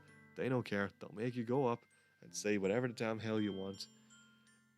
No, whatever the damn hell they want. Sorry. Uh, they just don't give a damn. Most of the time. There are some good teachers out there that do. Like, I had a few, but the rest of them, screw them. I'll leave this all for another stream, though, maybe. Maybe I'll dedicate a stream to talking about all this kind of stuff. Anyway, helping everyone can be happy together. Helping everyone be happy together is the best thing for me. But then I discovered something else, too. Seeing you make friends and get closer with everyone in the club. It feels like a spear going through my heart. So that's why I decided the world just wants to torture me. Every path leads to nothing but hurt. Ahaha. You're right that I don't understand. I don't understand your feelings at all, Sayori. But I don't need to understand. Whatever it takes for me to help you stop hurting. That's what I'll do. No, Kronk. There's nothing at all. The only thing that I could have helped is if everything could be like it always was. But I was selfish. I finally showed you what a horrible person I am. Tears streaked down Sayori's face. I made you join the literature club because I was selfish. I was punished. Wait, what? Okay. And I was punished by my heart hurting in a way that I couldn't understand. And now you came here and I made you hurt too. I'm just weak and selfish. That's all I am. And that's why I'm going to accept these punishments. Because I deserve every last one. Without thinking, I once again grabbed Sayori. Yeah, in actuality, in this kind of situation, I would just be like, no, don't say that, please. Because I've had to kind of, talk with these kind of things with people before, Like, I had to talk with someone who was, feeling these kind of feelings. Yeah, I just took another drink. This time, I pulled her into a tight embrace. The lights went out. Sorry. Like, no, get those lights back on. Kronk. Sayori, I don't care if you feel selfish. I'm really happy that you convinced me to join the club. Seeing you every day makes it worthwhile enough. And if I make friends with everyone else, then that's just a bonus. But please never underestimate how much I care about you. I wouldn't have it any other way. Kronk. Sayori isn't hugging me back. Despite my arms being wrapped around her, Sayori's arms remain at her sides. She starts sobbing next to my ear. No, don't do this to me. Please don't do this. Don't do it. Kronk. Sayori barely manages to speak between her sobs. I don't know if I'm doing the right thing, but all I want is for her to know that I care. If you have it in you to call yourself selfish, then you have to let me be selfish too. No matter what it takes, I'll figure out what needs to change.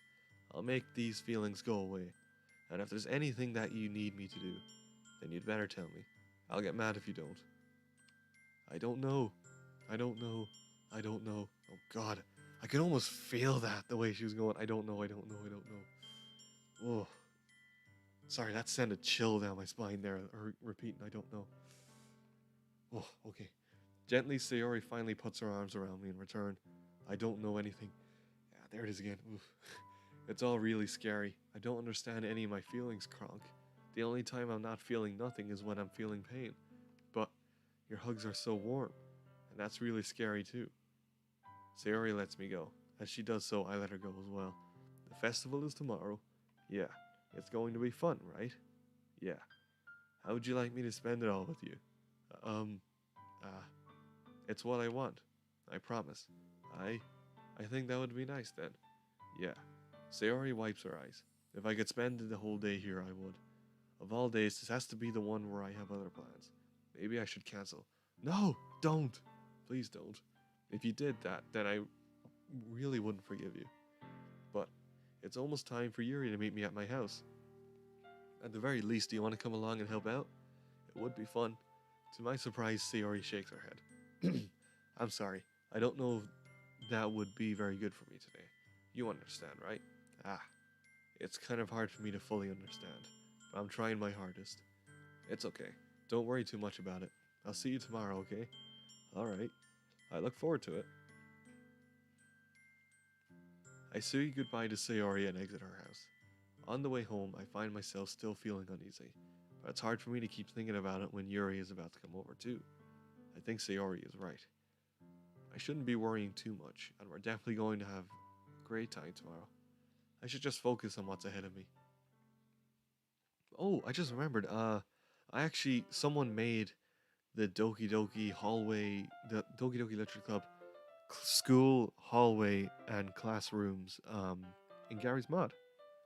So that'll be fun to play around with. I was thinking of making a photo similar to that one I made on DeviantArt with the room from Community or something where it was a bunch of game and TV show characters all hanging out in the room. So I was thinking of doing like it's loads of cartoon and game characters again, all in the classroom. I'd have Bugs Bunny out in the front with his feet up on the desk eating a carrot. I'd have Mickey Mouse next to him trying to talk to him about something or whatever. I'd have SpongeBob at the back, maybe Homer to the left. Sonic somewhere there, or Sonic's running around chasing. Oh yeah, wait, I could have Sonic like running away from Mario, holding his hat, and Mario's running after him, like, "Give me my hat back," or something like that. I don't know. Oh, I feel like that'd be perfect. I gotta write this down or something. I gotta do that. Okay, as I approach my house, I see something that makes me feel a moment of panic. Yuri? Ah, thank goodness. You're a little early. I'm sorry I wasn't home yet. Were you waiting for a long time? No, I just got here. But I started to get really nervous when nobody answered the doorbell. You could always have texted me. If I had known, I would have reassured you and hurried more on my way home. I suppose that's true. I didn't think of that for some reason. It should be common sense to do that, but I decided to ignore it. Anyway, let's go inside. I see you brought a lot of things with you. That's right. And did you manage to find everything I asked you to buy as well? Yeah, pretty much. Is that coming out of my pocket money? Right. At least I hope I got everything right. I'm sure it will be fine. I take Yuri to my room. The first thing she does is glance around curiously, which makes me feel anxious. Actually, you see this bedroom background? And the background of the live stream little border? I was going to have the background be the bedroom, but I was like, oh wait, I'm choosing the Yuri route, which means the background's gonna double up and it'll look weird. So I was like, I'll choose the kitchen background for the border where all the characters are, and then the logo fading between the two.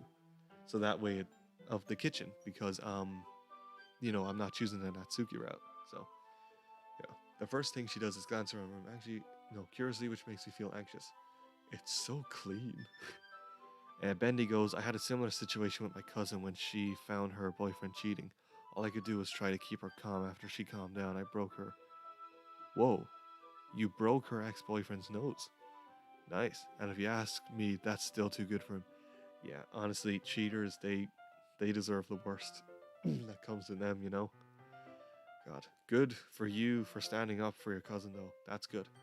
Because like, I don't know, I wouldn't jump to violence. I'm not a violent person. I mean, I'd probably be able to take a hit or two, I don't know, but I'm just not a very violent person. Like, I wouldn't, in any kind of conflict situation, my first thought wouldn't be, right, I'm going to punch this guy straight in the face. My actual first instinct would be to just not respond or just not, deal with them. Because if someone's being an ass or anything, is it really worth precious lifetime? I don't know, but good for you, Bendy, for standing up. I'm glad you did that. So, how's your cousin now? She all right? You know, because yeah, fuck cheaters. People who cheat in games offline, that's not so bad. But cheaters in real life, cheaters, yeah, fuck them. Oh, okay. It's so clean, Yuri says. I cleaned it before you came over, so Kronk, don't admit to that. You see, I pulled this lever. How many lever jokes have I made so far? I pulled this lever and everything went away. It's very considerate of you to do. No. I would be really embarrassed for my room to be a mess while you were here. Well, I do enjoy cleaning. I would have gladly helped you clean. Ah, no. I got a bunch of stuff lying around the ground. So, no thanks. That would be even more embarrassing. Wait, don't look at... Wait. Oh, wait, don't look in there. I snatched Yuri's wrist, which was in the process of opening a desk drawer of mine. Ah, I'm so... What was in that drawer? And why was Yuri gonna look in it? I wasn't thinking for some reason. I was just spacing out. It's fine, it's fine. I let go of Yuri's wrist. She puts both of her hands firmly on her lap, as if making sure she's keeping track of them. Okay, that was strange. So, should we get started? Yes. I have a few things planned out that you can help me with. Decorations and other atmospheric enhancements. Atmospheric enhancements? You know, mood lighting, aromatherapy candles. Oh wow, I didn't know you planned on taking it that far. Of course. I want to help take our guests to a faraway place. Although many will stop by just out of curiosity. And for cupcakes, I guess. I'm determined to provide an experience that will leave them wanting more. That's great. It's easy to forget that you're a pretty intense person. Uh, yeah, I was about to question that word choice. Intense? I guess that's the best way to put it. Is that a bad thing? No, not at all. It's it's something that I like about you actually. Is that so? That makes me feel relieved and kind of happy. Yeah, no need to be so anxious. You can relax a little. Relax. I brought some things for relaxation. I was going to use them during the poetry event. Oh yeah? Like what? Let's see. Yuri rummages through her bag. She pulls out a few candles and a wooden cylinder-shaped object. I did some shopping on the way here, so I happen to have these in my bag. I plan to cover the windows in black paper and use the candles to light the room. Oh, okay, so she's gonna put black paper on the windows so that there's no light coming in. Okay, I actually like the sound of that. That sounds familiar to another part in this game, though. Yeah, I don't want to spoil it again in case, but you know, I think that would be amazing, don't you? Bendy goes, me and my cousin Matthew wanted to tag team him. Unfortunately, I inherited my dad's anger issues in high school. They started calling me the time bomb because if I got bullied too much, I would explode. And Bendy says, and she's doing better. She has a new boyfriend. Okay, so good. A happy ending for your cousin, you know. Hopefully it stays like that, you know.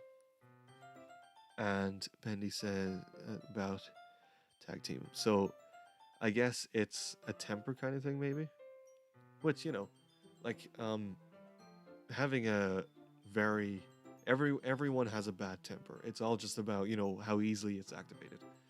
And anyone who has an easily activated one, you know, everyone's like, oh, you gotta get control of that, you know. But sometimes it can come in handy, you know, like in that situation there. Especially if, right? Especially if a person is really quiet, because if you're a really quiet person and nice to everyone, okay, if you end up you know if you end up blowing up or getting mad at anything, a lot of people would be like, okay, this person's not a very angry person all the time, so there's obviously a reason as to why they're doing it. Because I still remember a time with again in the library in secondary school. I don't know why I'm thinking of secondary school a lot, but the library in secondary school, the librarian knew me as being, you know, quiet. I kept to myself. I never made any trouble or any drama or anything like that, and I would never want to draw attention to myself. But there was a day someone, oh, they really pissed me off. I don't want to go into much detail, but they really pissed me off. And his hand was on the table now. I don't know what age I was. Um, this was 2015, so I was either 2015 and before November, so I would have been 14, so I didn't really know better. I was like, you know, rah, I got mad at him, and I didn't hurt him, but I kind of hit the table, and he jumped. I hit the table, his hand jumped back, and he was like, whoa, what the hell? And I think the room went quiet for a moment, and now this guy, it wasn't just because of what he was doing here. This guy had been kind of, you know, not collectively, like it had been building up. That was it. There was a whole lot more in that me hitting the table than just that one moment. There was a lot coming out there. The librarian even looked at me. The librarian looked at me, but she didn't intervene. She would have if it. She would have usually because stuff like that happens and she intervenes. But there she didn't. So I don't know. And she was fully aware it happened because there was a good few heads that turned around after I did that. You know. But I don't know. I don't really get mad very often. That's like one of the only times I really properly got pissed or angry at anyone, you know. I need a drink after talking about that. But yeah, you know. Okay, so yeah, that would be really neat. What's that wooden thing for? Oh, this? It's a diffuser for essential oils. I have something like this. How familiar are you with aromatherapy? Not familiar at all. Is that so? It's one of my favorite contributors to a positive atmosphere. I have an incense burner, I think I don't know if that's the same thing, but it's like an incense burner. You light the stick, and it's sitting on the edge of something, and it's very nice. I haven't used it yet because I want to properly set it up. I might use it during a live stream once at some point, you know. But they're nice. They're really nice. So. Bendy says my uncle, her dad, told him that if he breaks my cousin's heart, he won't hold me back. Good. He's like, right, if you do anything to my daughter again, I'll let out the beast in this man. There you go. That's pretty good. So he knows that you'll stand up for your cousin, you know? That's good. And depending on the oils or herbs you choose, you can change the mood of the air itself. You can even feel it permeate through your body. Relaxation, positive energy, romance, reflection. It's almost like magic. Yuri takes the cylinder and pushes the switch on the bottom. In just a moment, a thin ray of vapor begins to spout through a small hole on the top. Wow, that smells wonderful. What kind of mood is that one for? This is a jasmine essential oil. It smells a little sweet and flowery, right? Yeah, that's a good way to describe it. I chose jasmine for the event because it provides more than relaxation. Jasmine enhances your emotion and helps you feel them flow through your body. You feel warmer and your heart pounds more heavily. Oh, that sounds cool. Don't you think that will be a Don't you think that will be perfect for sharing our poems? It does sound suitable. Wait, suitable? But you seem to know a lot about this, so I'll trust your opinion with anything. Bendy says that anger combined with having a father who was a Marine and a grandfather who was in the Navy can come in handy. Wow! No way. Those are a pretty good set of skills to have combined, honestly. You know, you can stand up for others, no problem, and you're a Marine. No, his father was a Marine and your grandfather was in the Navy. Wow, that's amazing. Wow. Oh, okay. But you seem to know a lot about this. I'll trust your opinion. Yuri smiles gently, clearly enjoying herself. She again reaches into her bag and pulls out several spools of thin ribbon. What are those for? Well, did you purchase the origami paper I asked you to get? Yeah, I have it over here. We won't be using the paper for folding origami. What I'd like to do is write a different word on each paper. We'll need about 100 of them. Oh yeah? What will those be used for? Well, I'm going to cut pieces of ribbon to hang from the doorway of the classroom. Then we can fasten the paper onto the ribbons to create a doorway curtain. Oh, wouldn't that be beautiful? Is that like one of those things that hang over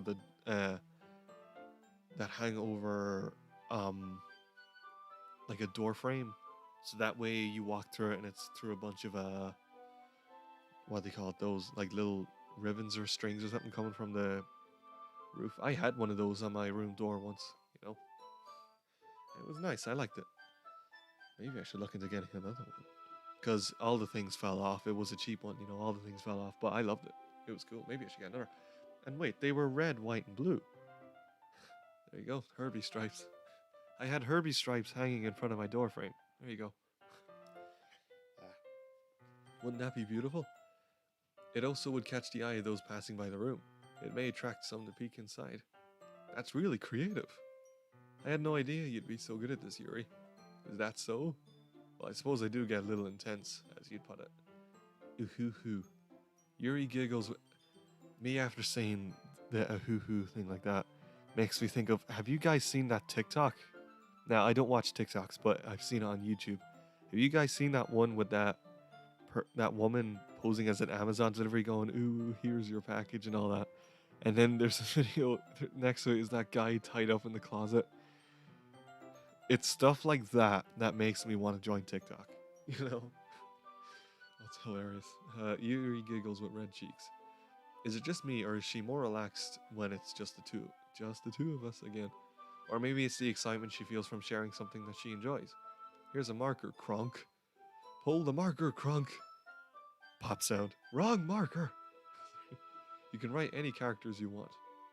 I'll help you once I finish cutting the ribbons. Ah, alright. Sitting on the floor together, the two of us get to work. I carefully draw a different character on each paper, doing my best to match my bad handwriting. I think of character, and I think of, you know, cartoon and game characters. Could he draw, this is anime, could he draw Kirito? I know. Or just draw a bunch of other Sonic. Draw a picture of Sonic reading a book. There you go. Bendy says, my mom wants me to follow in her footsteps and join the Air Force, but my dad said he doesn't think that would be a good idea with how the world is nowadays. He said it's not 1985. Yeah, we sure as hell ain't in 1985 anymore. I mean, Doc and Marty would tell you. 1985, yeah. Because every time I think of 1985, I just think of them. I carefully draw... Yeah. Yuri unravels a long strand of red ribbon to her desired length. Then she reaches into her bag once more and pulls out a pocket knife. The knife is strangely beautiful. What? Strangely beautiful? The silver... I don't like knives very much. I'll tell you guys that. I don't really like sharp objects. I don't... It's not like, you know, a fear, like a phobia. It's just that, you know, being around sharp objects, lifting up sharp objects, you know, stuff like that. As long as I know I'm handling it right and it's being handled okay, I'm fine. But if anyone, you know, like in work, we have knives to cut, you know, toasties and stuff like that that we hand to the customers. And if they were in the dishwasher in the back and they're walking out with them and the knives are sitting on top, I'm kind of like, you know, just because they always have the knives pointing out towards, you know, people as they're carrying them along with the cutting boards and the thing that we use to actually put the sandwiches into the little oven. Like, you know, just take it easy with the knives. No. Silver hander has an intricate pattern of waves etched into it. The blade itself is gently tinted blue. Oh, actually sounds nice. That's no ordinary pocket knife. It looks really fancy. This is an anime sword. Well, embarrassed Yuri looks away. What is it? You're going to think it's weird. Yuri, whatever it is, I have no reason to judge. To each their own, you know? If you promise you won't be weirded out. Yeah, I promise. Alright. The thing is, I'm kind of into knives. They're just so pretty. I can't help it. I don't know what it is. The combination of craftsmanship and feeling of danger, maybe? Okay, it's getting strange. You, what am I saying? I know it's ooh, but just... Please don't think I'm weird for this. Haha, you're laughing at me. No, I'm not laughing at you. It's just funny how nervous you got about sharing. It's an interesting thing to be into, I guess. But I think it kind of suits you. Suits me? Yeah, it's kind of intense. Haha. Besides, it's a really cool looking knife. I can't deny that. It is, isn't it? Yuri relaxes her expression once again. Would you like to hold it? Sure, I'll check it out. Yuri carefully hands me the knife with the handle facing me. I take it and turn it around in my hands. It feels heavy and extremely solid. This is one of those kind of... where would you find a knife like this? It's heavy, it's solid, it's not some cheap thing, it's tinted blue, and it's got a design on the handle. Where on earth would you find a knife like that? I don't know. Not that I'm interested in purchasing one myself, but it just definitely doesn't feel like something you would just walk into a store and there'd just be a bunch of them hanging there, you know. Bendigo, since we're on the topic of fear, I've got astrophobia and acrophobia. I've heard of acrophobia, but I forget what that is. And astrophobia, what's that one? While we're actually on the topics of fear, I usually try to keep this one to myself, but I'll tell you guys. I have, Bendy says, the fear of thunder and the fear of heights. Oh, yeah, I have acrophobia. I hate heights. Absolutely hate them. I can't. You see, I was always afraid of heights, and then there was one summer we went to a festival, and I went onto one of those one of those rides that bring you all the way up, and then drop you down, something like that. And I was like, oh, this should help my fear of heights, sorry.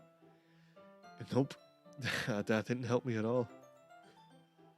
No, it made it worse. Even if I played a game, you know, and I was in a really high place and I looked down, like a first-person game, I'd be like, ooh, not in Gary's mod, because I can fly, but in Minecraft, I'd look down and I'm like, oh, nope. Now I'm not so bad, but, you know. So I have acrophobia, fear of heights, and I have, this is weird, I know it's common, but, I know it's common, but I still think it's weird. I have trypophobia. And if yous don't know what that is,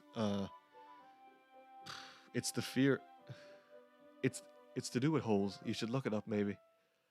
But if you're gonna look it up, maybe look it up on Urban Dictionary, because if you look it up and see pictures of it and then you end up finding out you have the fear yourself, you know. My astrophobia, and Bendy says my astrophobia is probably the worst of the two. It's probably why I don't like rain. Oh yeah, I mean, you wouldn't like it here in Ireland because it rains almost every day. Although we had a heat wave there, you know, the other day. So we had a heat wave there last week. That was it. Absolutely scorching weather. But I actually kind of like thunder though. I love rain. I love the sound of rain, and I love thunder. I love hearing that rumbling sound in the distance, and then the drops hitting the window. Love that. And at nighttime, be asleep in minutes. Curious of its sharpness, I feel the point of the knife with my index finger. Ow! Kronk! Why did you do that? I didn't expect. This is one of those scenes where you touch the top of it, and then there'd be those like surprised shock effects around the screen. The camera would pan up, and the camera would pan up, and the character's face would be like a capital D facing downwards, with no pupils, and really sharp teeth going "ow," and then Yuri would be this really shocked expression, looking over like, "Kronk, why did you do that?" No, I didn't expect it to be that sharp. I barely touched it at all. It's my fault. I should have warned you. This knife is extremely sharp. It can cut through skin like it's paper. Ah. Ooh, how does she know that? You know? Oh no, a small drop of blood trickles down the side of my finger. Ouch. Okay, that's it. I'm moving to Egypt. It almost never rains there. Yeah, no rain over there. I'm gonna live in the Sahara Desert. I hear there's like no rain there at all. Small drop of blood. Yuri takes my hand and gives my wound a closer look. Ah, she stares at it and noticeably fidgets. If you're squeamish, I'll go wash it off now. Ah, without warning, Yuri puts my finger in her mouth and licks. What the licks the wound. I feel her tongue curl around my finger. Startled, what the hell? I instinctively pull my hand back. Oh, please forgive me. I wasn't thinking. Aye. Yuri lowers her head, her face burning up. Yuri, that's the most embarrassing thing I've ever done. Wow, okay. I kind of completely forgot about this moment. I'm not going to judge her though, but wow. That's the most embarrassing thing I've ever done. How could I do something like that? I'm sorry. Ah. Sure, it was a little weird, and it took me by surprise, but I guess she was just trying to help, right? Yuri, I think you're overreacting a little. She doesn't lift her head. What if she doesn't recover from this for the rest of the afternoon? Alright, you know what? This might be a stupid thing to do, but I do it anyway. I take Yuri's hand and lick her index finger in return. Kronk! How dare you? Did you really just do that? And now we're even. Okay, it's getting strange. This is anime for you guys though, you know? Yuri just looks at me like I did something wrong. Haha, I knew that would be a bad idea. If not for the sweet aroma and the jasmine oil, the air would be extremely heavy right now. This is heavy duty, Doc. This is heavy duty, Kronk. You're so weird, Kronk. Yuri giggles shyly. Yuri calling me weird? I have no response to that. Where do you keep your bandages? Ah, I don't think I need one actually. It was a tiny cut. I don't care how tiny a cut is. I'm putting on a Garfield plaster. I want a Garfield bandage on my finger. Look, it already stopped bleeding. I see. That's relieving. The tension is quickly lifted. We each resume our respective activities. I watch Yuri's knife cut through the ribbon like it's nothing but air. Meanwhile, I continue to make progress on the paper. I could use that knife for work, because some of the knives we have, they are good, but it's hard to, you know, cut the sandwiches sometimes, especially the really cheesy ones. Bendy goes, blood is coming out of someplace else now. Wait, what? I don't know if you're referencing something, but from that my first thought was, because she ingested the blood, she's going to be shitting it out. I don't know if that's what you meant, but after we finish attaching the paper to the ribbons, we lay them all out side by side. Bendy goes, where's my fucking Thomas the Tank Engine band-aid? Yeah, I want a Garfield plaster. It looks better than I expected, and I will be very effective as a door curtain. It will be very effective. It looks great. Good thinking coming up with this, Yuri. Ah, thanks. It's just something I saw online, really. Bendy goes, it's a nosebleed joke. Also, what the hell? Sorry, Bendy. That was just my first thought. A nosebleed joke. I mean, with Yuri, yeah, okay. Why is the joke always a nosebleed, though? I don't get it. I mean, I know when it happens in anime, because, I mean, I've been on Twitter long enough to know. But why is it a nosebleed? Does that happen in real life? Does that just so happen to happen to some people? Because that's hilarious if it does, It's just something I saw online, really. Are you ready to move on to the next task? Yeah, let's do it. What do you have in mind? I'd like to create a banner. That's why I asked you to buy the paint tablets. Ah, that's right. One of the items Yuri had asked me to buy was a kit of watercolor paint tablets. We'll need about 6 cups of water to put each of the tablets in. Do you mind fetching those for us? Of course not. 6 cups of water. I'll be right back in a minute. Thank you very much. Oh, and just a little bit of water is okay. If you fill the cups too much, it'll be too dilute. Oh, that's right, watercolor. I've worked with watercolors in art in secondary school again. There goes me mentioning it again. It's like a running gag in an episode or something of a TV show where a person keeps mentioning something. That's what it feels like. Bendy goes, CGrayzer, is there something you're not telling us? What do you mean? Is it that thing I mentioned about being on Twitter long enough? You see, the thing is that I noticed on Twitter that it doesn't matter how careful you are, that stuff finds its way to you. It's weird. That's why I don't browse Twitter a lot. I browse Facebook instead a lot, It's fun because some of the groups I'm part of, they're funny, If you fill the cups too much, it'll be too diluted. Do we have any diluted orange? Although I'm drinking Oasis. Hey Yuri, you want some Oasis?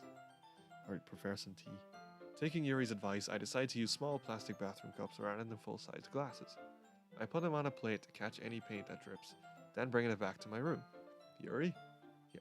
Where are his parents? Yes. I come in to see Yuri quickly unrolling her sleeve, pulling it back over her arm. Yeah. Okay. Nothing. Your face is a little red. Is it too hot in here or anything? No, not at all. There's nothing wrong, so let's mix the paint. Yuri hurriedly dismisses me and takes it upon herself to unwrap the tablets, dropping them into the cups. Bendy goes hum, I'm about to go Sherlock Bendy on your ass. Oh no. Sherlock Holmes, please. Although, as long as it's not Holmes and Watson. Because I heard how bad that movie was. I heard that Holmes and Watson, that movie with, I think John C. Reilly and Will Ferrell, was apparently so bad that so many audiences, like so many, people all around the world, like, were leaving in the middle of the movie. Like, that's an achievement, but not one you'd want. I've only ever walked out of one movie, and that was Home. That movie, that DreamWorks movie. It's not. I don't think it's really the worst movie, but just, I don't know. I just felt like the story was kind of going all over the place a wee bit. I mean, I should give it another shot. I have watched it again before, but I should give it another proper shot. Just sit down and watch it and see, So, I thought we would do something simple that would look very nice. I'd like to paint a gradient across the banner, starting with the colors for a sunrise, then daytime, then sunset, and nighttime. Once it dries, I'll write an inspirational quote across the banner. We can hang it on the wall behind the podium at the front of the class. Ah, neat. What are you going to write? Well, it will be more fun to surprise you. Wait, what? If you say so. After rolling out the banner, Yuri and I kneel on opposite sides so we don't get in the way of each other. Bendy goes, I've read the books. They're amazing. The movie sucks. Yeah, I do actually remember one of my teachers read the book to our class back in primary school, not secondary school. So I'm actually bringing up primary school this time. Actually read it to us and some of the stories, and God, the story's so good. Like, honestly, definitely would recommend those as well, and Dracula as well. On the edge of my seat that whole time. Bendy goes, the movie I walked down on was The Secret Life of Pets. Yeah. In all honesty, when we're talking about The Secret Life of Pets, I actually didn't mind that movie too much. But I'm almost convinced that movie brainwashed anyone who enjoyed it because, well, not anyone, but most people, because that movie almost, I'm saying almost because, everyone figured it out, but was almost very subtly similar to Toy Story. But everyone figured it out, so everyone knew straight away it was pretty much a ripoff. But because Toy Story is one of my favorite movies, and Secret Life of Pets managed to replicate Toy Story without being too obvious, I think that's what ended up making me like it. So, you know what I mean. Yeah. I don't know. As for the second one, the second one, ugh, the second Secret Life of Pets, I did see it. You know what the second Secret Life of Pets says to me? They had multiple ideas for multiple different movies, and they were like, right, what if we put those together and just make one movie out of it? And they were like, yes, let's do it. They did it, and yeah. So I can understand why you'd walk out of Secret Life of Pets, Okay, after rolling out the banner, Yuri and I kneel on opposite. God, I keep talking about so many things. We're never going to get through this game. I'm so sorry, everyone. After rolling out the banner, Yuri and I kneel on opposite sides so we don't get in the way of each other. Yuri uses a brush and adds a few dots of different colors across the banner to serve as a color guide when we paint. This kind of reminds me of elementary school.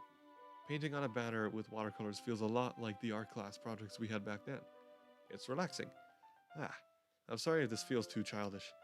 No, art can never be considered childish. Are you mad? No, I didn't mean that at all. It's kind of fun, Yeah, it is fun. I'm glad you feel that way too.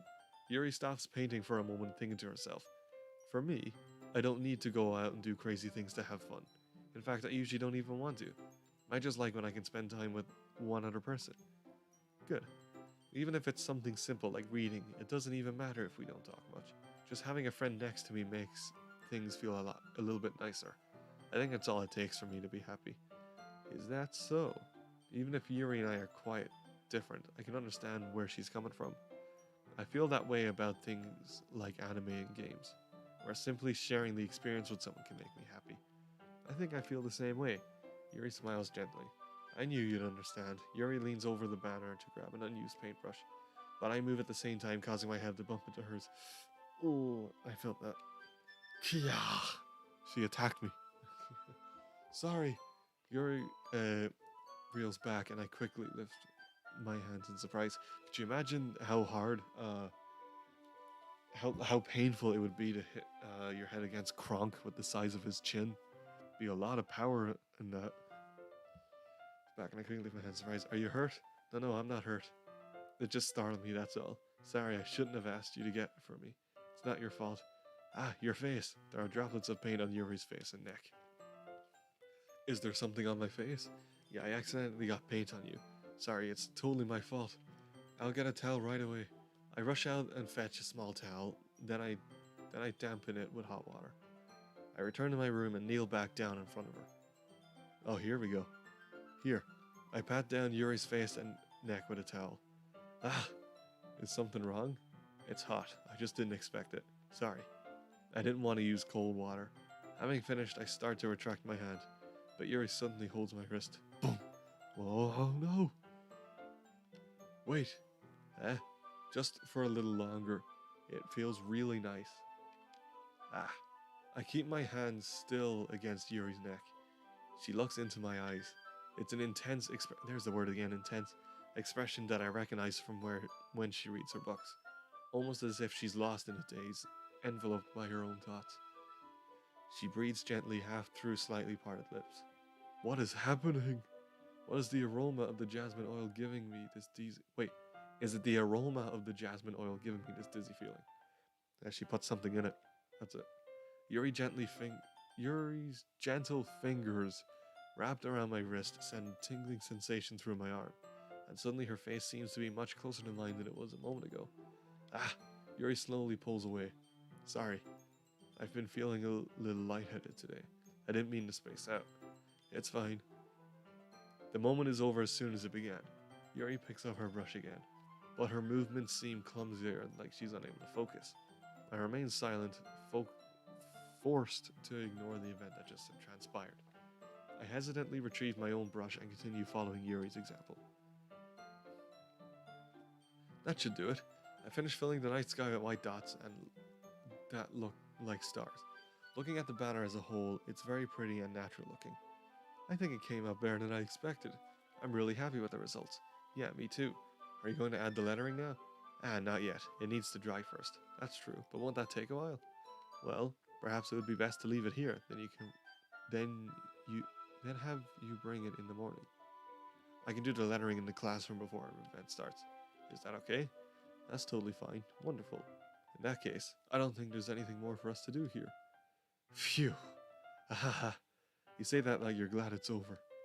I was wrong to assume that you were at least enjoying yourself a little bit. Oh no, it's not that. I'm just glad that we managed to get everything done. I see. I am too. I was a little concerned about time.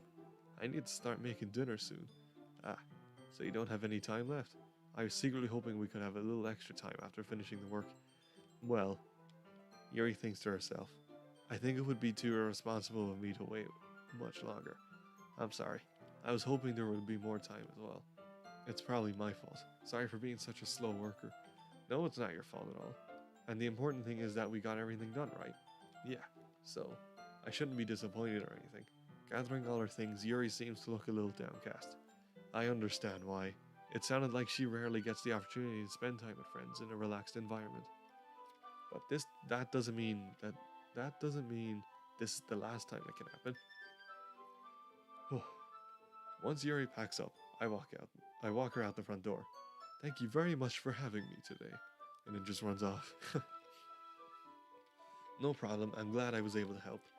Just let me know if there's anything else you need me to bring tomorrow. I will. Well then, Yuri fidgets. I guess I'll see you tomorrow. Wait, I kind of say that without thinking. About today. It's fine that we didn't have as much time as we wanted, because we can do this again. Hey, do you want to go see Space Jam? Sorry, just first thing that came into my mind because... Okay, I know the reviews are bad, but I actually really genuinely enjoyed that movie. You see, the thing is, it's okay to genuinely enjoy a movie that's not great, as long as you acknowledge the fact that it's not the best, you know. And other people can have their own opinions of it, you know. But I want to go see it again. Honestly, I really enjoyed it. And not just because the Iron Giant's in it. It's probably because Bugs Bunny's in it. You see, Bugs Bunny is one of my favorite. He is one of my favorite cartoon characters, and the Looney Tunes is very nostalgic for me because I used to always watch them, you know, Saturdays after school and all that. So, Bendy says I haven't seen it yet. Oh, Bendy, honestly, I know the reviews aren't great, but you know, you should go and see it and then form your own opinion of it. You know. So trust me, if you like Looney Tunes, you know, I don't want to say too much, but just I loved it. I absolutely loved it. I want to go see it again. Also, it just felt great to see the Looney Tunes back on the big screen again after what was it, about 18 years? It just felt great. No, whenever you want, you can come over or we can go out sometime. I forgot you don't like going out much. As I stumble over my words, Yuri simply smiles bashfully. Anyway, you know what I'm trying to say, so you're very thoughtful, Kronk. Bendy, you're despicable. I love when Daffy says that. Chris Scott, well, at least they're getting the idea with movie tunes. Like, they're getting the right ideas for making the movies for the tunes. You're very thoughtful, Kronk. Yuri takes a step closer to me, then briefly squeezes my hand. Oh, wow, how hard did she squeeze it? Whoa, I kind of like that about you. Well, how am I supposed to respond to that? But I don't even get a chance to, as Yuri suddenly pulls back. Sayori? Yeah? Ah. Hi, Kronk. Sayori. Just now, we weren't... Oh, we totally were, Sayori. It's okay, Kronk. I just stopped by to say hi. Well, it's nice to see you. I'm sorry, but I'm already on my way to leave. Ah, really? That's too bad. I'm sorry. But we'll all be together at the festival tomorrow, so that's fine, right? Of course, Sayori beams. Yeah, so I'll see you tomorrow. Clearly embarrassed, Yuri hurries off. Sayori waves goodbye after. Bye! Sayori, I thought you didn't want to come over today. Haha, well, I tried staying in my room, but my imagination was being really mean to me. So I had to come here and see it for myself. See what? What are you talking about? You know, how much fun you were having with Yuri, and how close you got to her. It makes me really happy that you've made such good friends. That's all that matters to me. Tears started to fall down Sayori's face. Yeah, really happy. Taking another drink. That's all that matters to me. Why am I feeling this way, Kronk? I'm supposed to be happy for you. Why does it feel like my heart is splitting in half? It hurts so much. Everything hurts so much. This would be so much better if I could just disappear. Sayori, don't say that. It's true, Kronk. If I wasn't here, then you wouldn't have to waste your sympathy on me. You wouldn't have to put up with me being selfish. Monica was right. I should just... There. Anyone pick up on that? The way she's after going, you know. Monica was right. I should just... And then she stopped. Monica? Monica was right about what? Sayori, what I said before is true. I'm not going to let this continue. Caring about you like this isn't the burden your mind is making it out to be. It's something that makes me happy. It's something that I wouldn't trade for anything else. So even if it takes an entire lifetime, I'm going to be by your side until you don't feel any more pain. But Sayori looks away. I put a hand on her shoulder to reassure her. I'm scared, Kronk. Bendy. Bendy goes, oh great, Sayori, you jinxed it. This is one of those times when you really shouldn't jinx it. I'm really scared. What are you scared of, Sayori? I'm scared that I might like you more than you like me. Sayori, it's true, isn't it? I was weak and started to like you too much. I did this to myself. Kronk, I like you so much that I want to die. That's how I feel. And that's enough, Sayori. I don't want you to hurt anymore. Bendy goes, Sayori now owes me a Coke. Do you think she could owe me one as well, but Coke Zero Vanilla? I love that drink so much. Coke Vanilla. Yeah, especially when it's really cold. I don't want you to hurt anymore. I slide my hand down Sayori's arm and squeeze her hand in my own. Do you remember how I said I always know what's best for you? And I remember, right, I just remember specifically that line. I'm watching Markiplier play this and he goes, yeah, do you believe that really egotistical statement I just made? Oh man, I mean, yeah, I don't know. You shouldn't just go, listen, I know what's best for you, okay? So just go by my judgment. That's no. You don't say that. Do you still believe me? Wordlessly, Sayori nods. Even if you don't understand all of your own feelings, I know what you need the most right now. And that's what I'm going to give you. Bendy goes, I love Mountain Dew Code Red. Wait, Mountain Dew Code Red? Are those two different drinks or is that one drink? Because I love Mountain Dew as well. I absolutely love Mountain Dew. Are you telling me they've made a flavor of Mountain Dew that I haven't been able to try yet? Outrageous. I need to look for that. Sayori, okay, here we go. Can I save? I'm just gonna save. I mean, I'm gonna choose. I think I know the option everyone. I think everyone knows what option I'm gonna choose. Bendy goes, it's a flavor. Okay, I'm gonna look out for that. Mountain Dew Code Red. I want to try that. Yeah, I'm gonna go with the top one. I love you. Eh? Those are my true feelings. So there's no way you could like me more than I like you. I should have realized it sooner, but spending time with everyone else at the club, making new friends, and having fun with you every day, it helped me realize that you are truly the most important person to me. That's why I'll accept any of your burdens, as long as we continue like this every day, with you by my side. Then I know we'll both be happy. Kronk. Suddenly Sayori wraps her arms tightly around me. Kronk, is this really okay? Yeah. I hold Sayori in my arms and pull her closer. If only we could have seen the character's face. Oh, well, I hold Sayori in my arms and put her closer. You'll never have to let go of me again. I love you, Kronk. I want to be with you forever. Me too. I want to be with myself forever. Oh, sorry. I feel Sayori's grip around me weaken a little bit. What is this?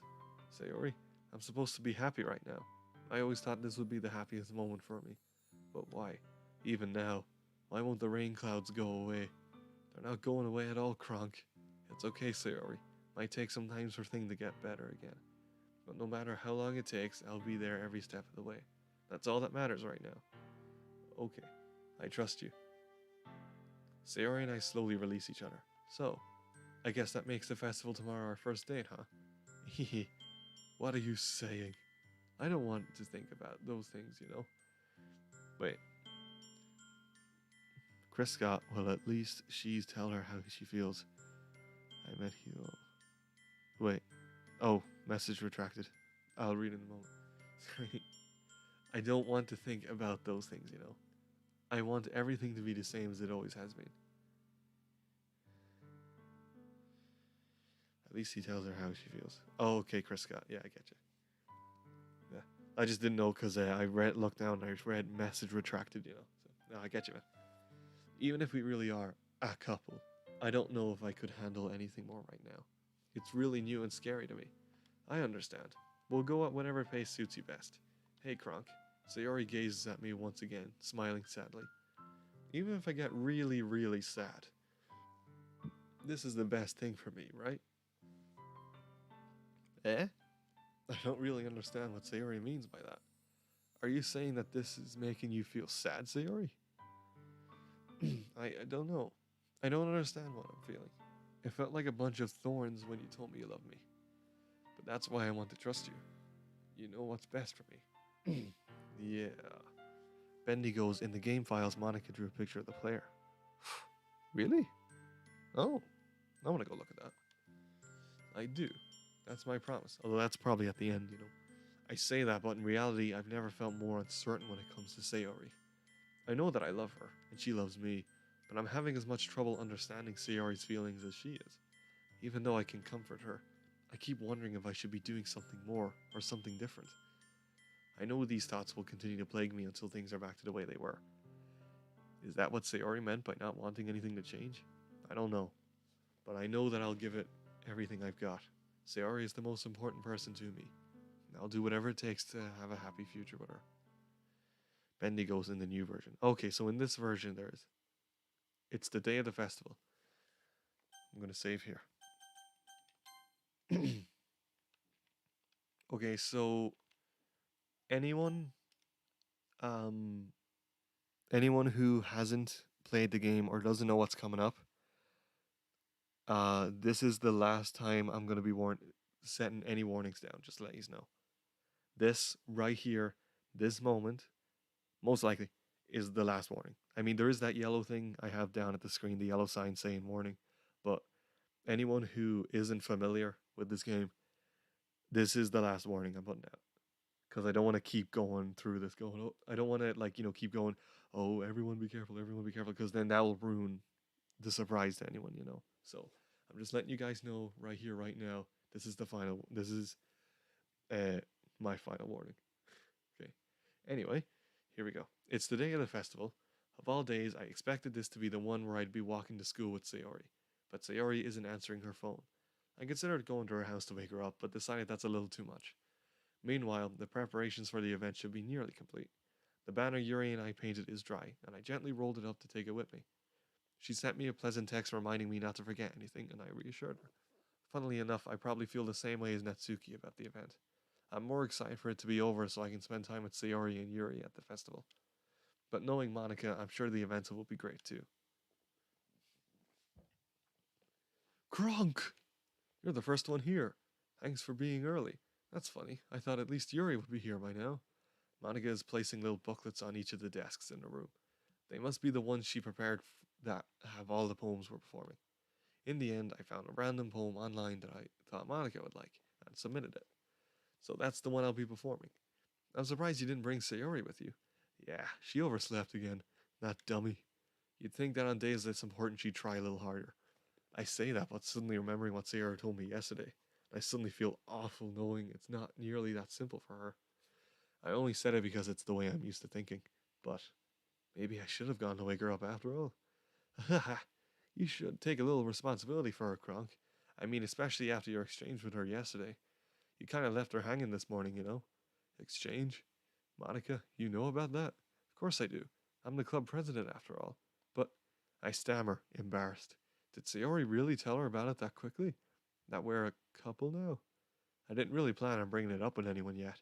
Jeez, you don't know the full story at all, so don't worry. I probably know a lot more than you think. Huh?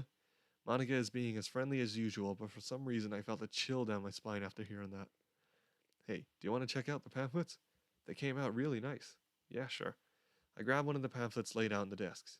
Oh yeah, they really did. Something like this will definitely help people take the club more seriously. Yeah, I thought so too. I flipped through the pages. Each member's poem is neatly printed on its own page, giving it an almost professional feel. I recognized Natsuki's and Yuri's poems from the ones they performed during our practice. What's this?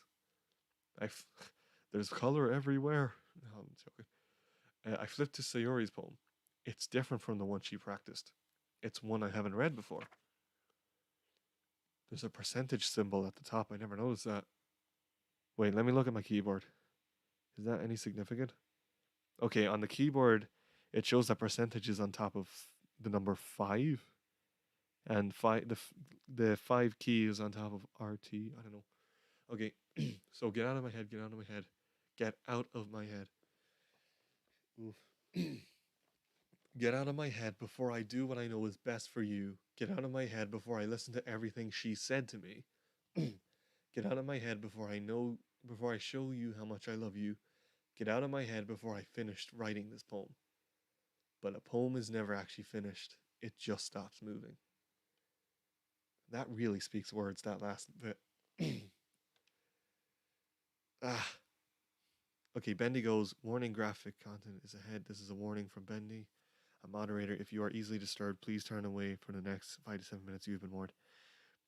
Yeah, that'll be the last warning, because I don't want to say, I don't want to keep going warning throughout the thing, but yeah, there's the warning for you guys. Ah, what is this? Reading the poem, I get a pit in my stomach. Kronk? What's wrong? Ah, nothing.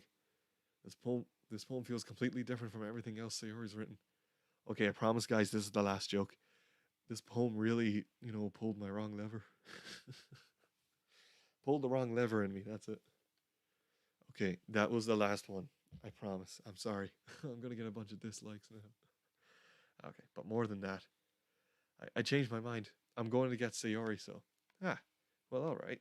Try not to take too long, okay? Now, let's go get Sayori. I quickly leave the classroom. Don't strain yourself, Monica calls out for me. I quicken my pace. Okay, let's go get Sayori. What was I thinking? I should have tried a little bit harder for Sayori. It's not a big deal to at least wait for her or help her wake up. Even the simple gesture of walking her to school makes her really happy. Besides, I told her yesterday that things will be the same as they've always been. That's all she needs, and what I want to give her. I reach Sayori's house and knock on the door. I don't expect an answer since she's not picking up her phone either. Like yesterday, I open the door and let myself in. Sayori! She really is a heavy sleeper. I swallow. I can't believe I ended up doing this after all, waking her up in her own house. That really is something that a boyfriend would do, isn't it? In any case, it just feels right. Outside Sayori's room, I knock on her door. Sayori? Wake up, dummy. There's no response. Also, while we're going through this, I just want everyone to take a quick look at my banner that's surrounding the screen. With all the characters on it. Just look at that. Okay. Okay, let's continue. I really didn't want to have to enter her room like this. Isn't it kind of a breach of privacy? But she really leaves me no choice. Oh, I gently opened the door. Sayori. Fuck. I knew it was coming up, guys, but just... Oh, fuck. Damn it.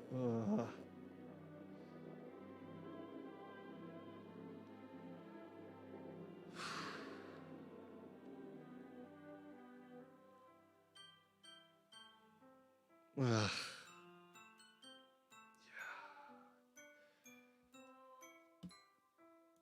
Okay, hold on. Okay. That's a very different experience from watching it, I'll tell you that. Playing it as opposed to watching it is a very, very different experience. Oh, okay, let's go. Oh, I got chills everywhere on me, honestly. I didn't think I'd be affected this badly from it. Just like I already knew what was going to happen, and I've seen Mark react to it, I've seen Dashi react to it, I've seen Jacksepticeye react to it. And I mean, Markiplier, Jacksepticeye, and Dashi. I've seen other YouTubers react to it. Just, it's so different playing it. What the hell? Is this a nightmare? It has to be. This isn't real. There's no way this can be real. Sayori wouldn't do this. Everything was normal up until a few days ago. That's why I can't believe what my eyes are showing me. I suppressed the urge to vomit. Yeah. Just yesterday, I told Sayori I would be there for her. I told her I know what's best and that everything will be okay. Then why? Why would she do this? How could I be so helpless? What did I do wrong? Confessing to her. I shouldn't have confessed to her. That's not what Sayori needed at all. She even told me how painful it is for others to care about her. Then why did I confess to her and make her feel even worse? Why was I so selfish? This is my fault.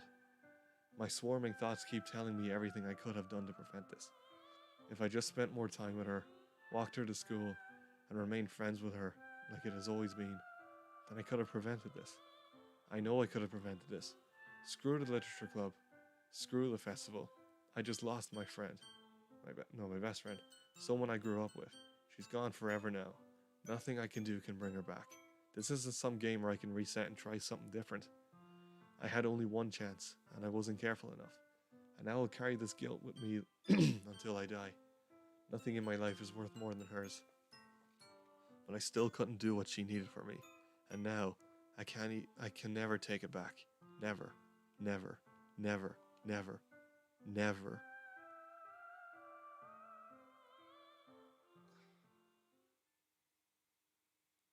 Oh, there you go, guys. Yeah, you can look now, Chris. Sorry.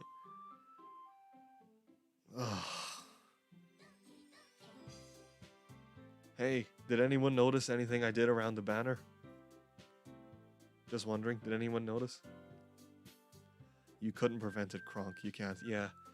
I'm just gonna let you guys know that the way our character was like, oh, I shouldn't have confessed, that's what the problem was. It doesn't matter whether you say which option you say. It doesn't matter because either way it still happens.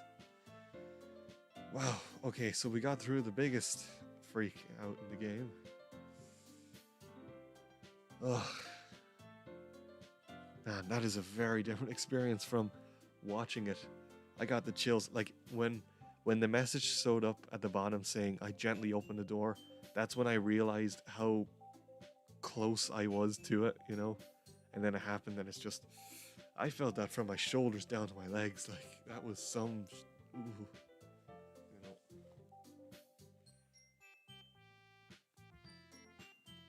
Chris goes, I didn't look at it. Okay, so I won't tell you what it was because you might still figure it out yourself. I don't even see Sayori pixels. It's all the others. Yeah, her she's gone. She's gone. That's it. Like, wait, hold on. Let me think. Load game. There's a load. But all my others are gone. See that? Okay, let me just tap this. Exit Doki Doki. Return to desktop. Yeah. Look, right? Go into the files. Characters. Look. There's the other characters, but Sayori is gone. There you go. Oh, we got new pictures. Don't tell me the photo of her hanging herself is a photo that I can put up, is it? I hope it's not. Okay, good, because that would be a terrible one to have set as your desktop wallpaper. I saw something there, though. What was it? That's really cool. Okay, let's go back to the game. Yep, Bendy, she's completely gone. Okay, how long have I been streaming? 2.5 hours. Would you guys like me to continue for another like 30 minutes or so, or will I leave it here and come back maybe next week or so, or next time I can? Because I don't mind so much either way. I'll just see what you guys think.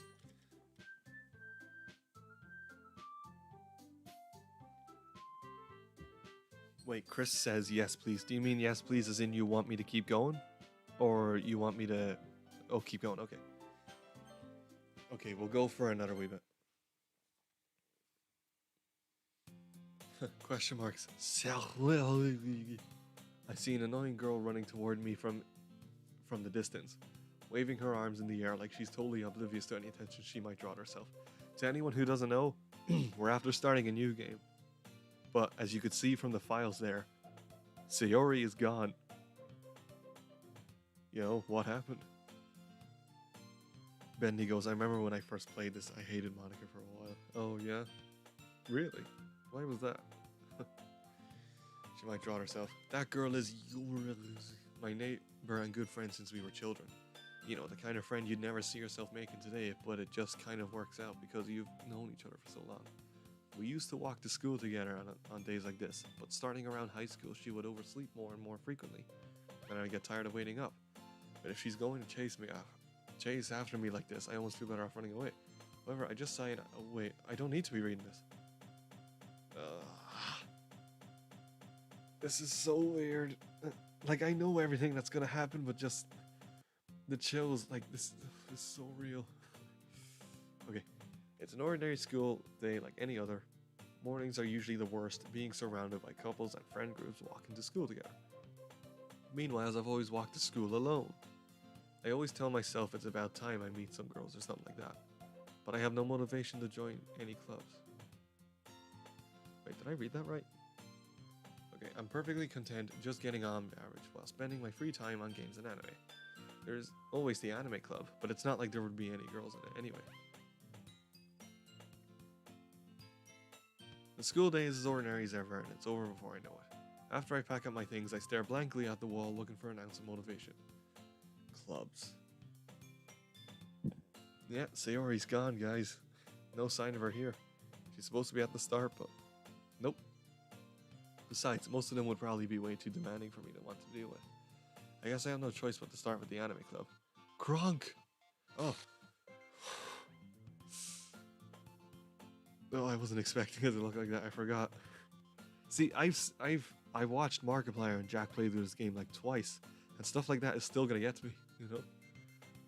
Monica, oh my goodness, I totally didn't expect to see you here. It's been a while, right?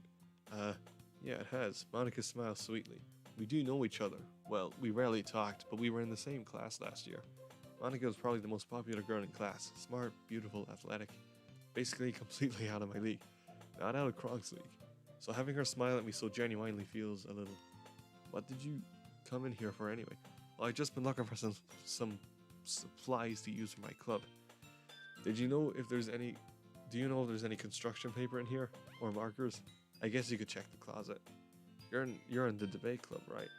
Haha, about that. I actually quit the debate club. Really? You quit?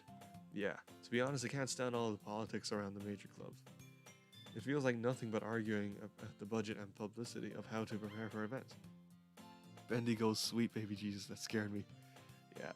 This game is starting to get weird now. This is the weird side of the game now, guys, so... we're no longer in the normal part of the game.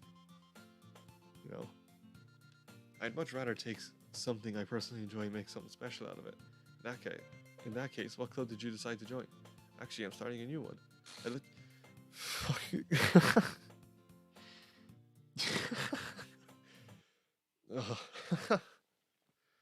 Oh man, okay. A literature club. Literature? That sounds kind of dull. How many members do you have so far? It's kind of embarrassing, but there are only 3 of us so far. It's really hard to find a new member for something that sounds so boring. Well, I can see that, but it's really not boring at all, you know? Literature can be anything. Reading, writing, poetry. I mean, one of the members even keeps her manga collection in the club room. Wait, really? Yeah, it's funny, right? She's always insisted that manga is literature too. I mean, she's not wrong, I guess. And besides, a member's a member, right? Did Monica say she? Hmm. Hey, Kronk. By any chance, you still looking for a club to join? Uh, I mean, I guess so, but in that case, is there any chance you could do me a big favor? I won't ask you to join, but if you could, at the very least, visit my club, it would make me really happy. Please. Well, I guess I have no reason to refuse. Besides, how could I ever refuse someone like Monica? Sure, I guess I could check it out. Ah, awesome. You're really sweet, Kronk, you know that? Oh, we all know that.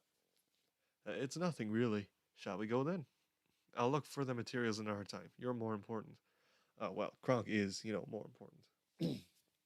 Bendy goes, this ain't no dating sim no more. Fuck, Monica, stop it. Yeah. This is no longer just an average dating simulator, guys. This is getting serious. And thus, today marks the day I sold my soul to Monica and her irresistible smile. I dejectedly follow Monica across the room and upstairs, a section of the school I rarely visit. Monica, full of energy, swings open the classroom door, just kicks it, boom, and it bangs against the wall, boom, boom. Hey guys, I'm back, and I brought a guest with me. Oh, fuck. That said something. Wait, the screen went negative there, but there was text. I'm gonna look at the stream. Wait. Okay, I couldn't see it. This game, I swear, it's gonna keep getting me. Girl 1. No, we know who Girl 1 is. It's Yuri. I guessed. Seriously, you brought a boy? Way to kill the atmosphere. Don't be mean, Natsuki. But anyway, welcome to the club, Kronk. All words escape me in this situation. This club is full of incredibly cute girls. So let me guess, you're Monica's boyfriend, right? What? No, I'm not. Natsuki. The girl with the sour attitude whose name is apparently Natsuki is one I don't recognize. Her small figure makes her look like a first-year student. Anyway, this is Natsuki. See, Monica didn't deny the boyfriend part. There you go. Yeah, Bendigo, and let's get an instant replay on that. Yeah, I want to go back and see what that is. Maybe I'll re-watch the stream later and play that one moment in real slow motion. Like as slow as I can. And if I can, I'll put it in the comments or description of what it says, maybe. Anyway, this is Natsuki, energetic as usual. And this is Yuri, the vice president. It's nice to meet you. Yuri, who appears comparably more mature and timid, seems to have a hard time keeping up with everyone like Natsuki. Yeah, it's nice to meet both of you.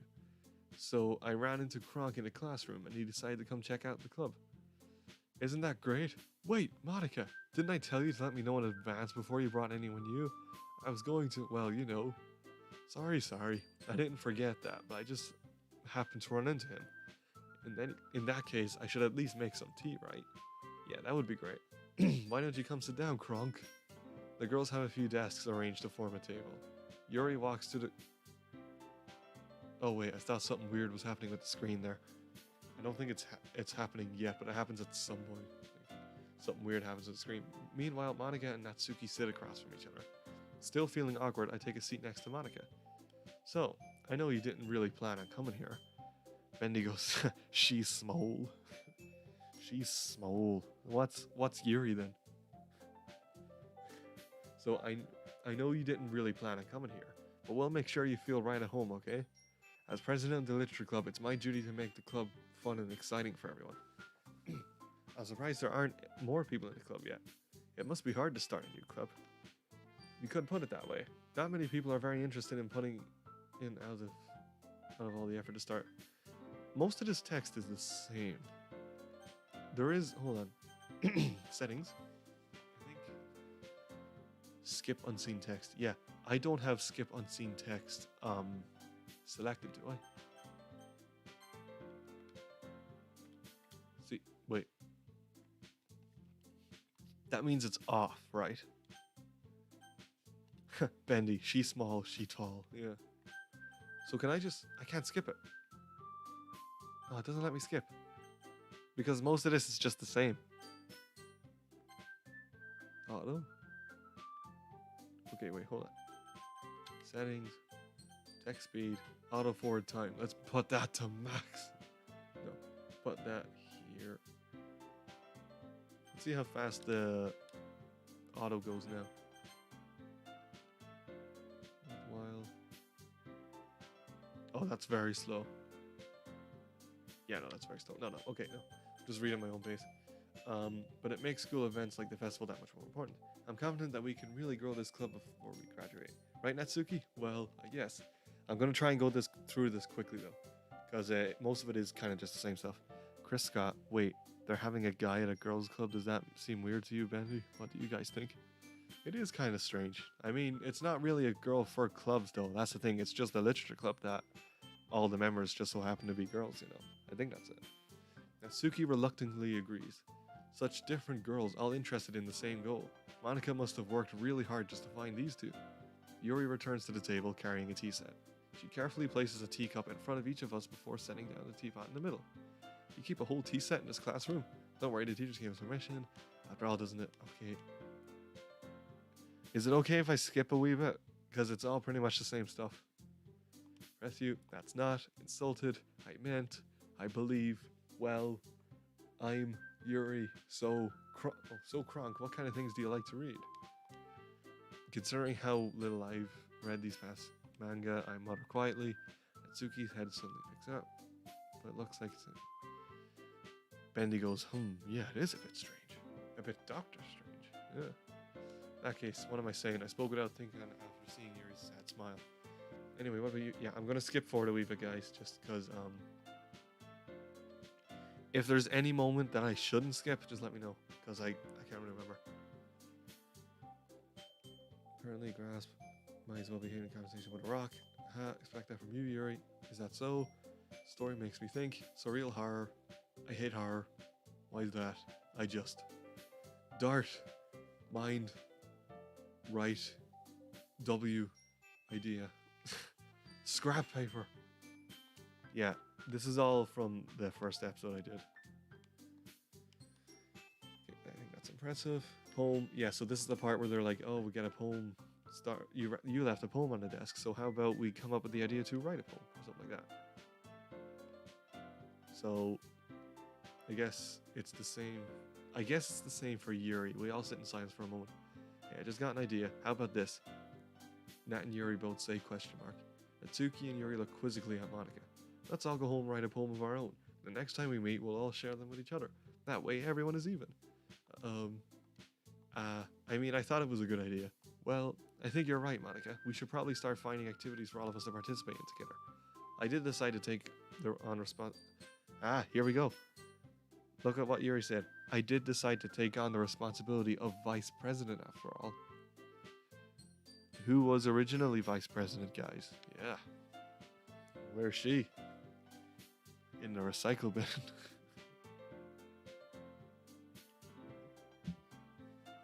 I need to do my best to nurture the club as well as its members. Besides, now that we have a new member, it seems like a good step for us to take. Do you agree as well, Kronk?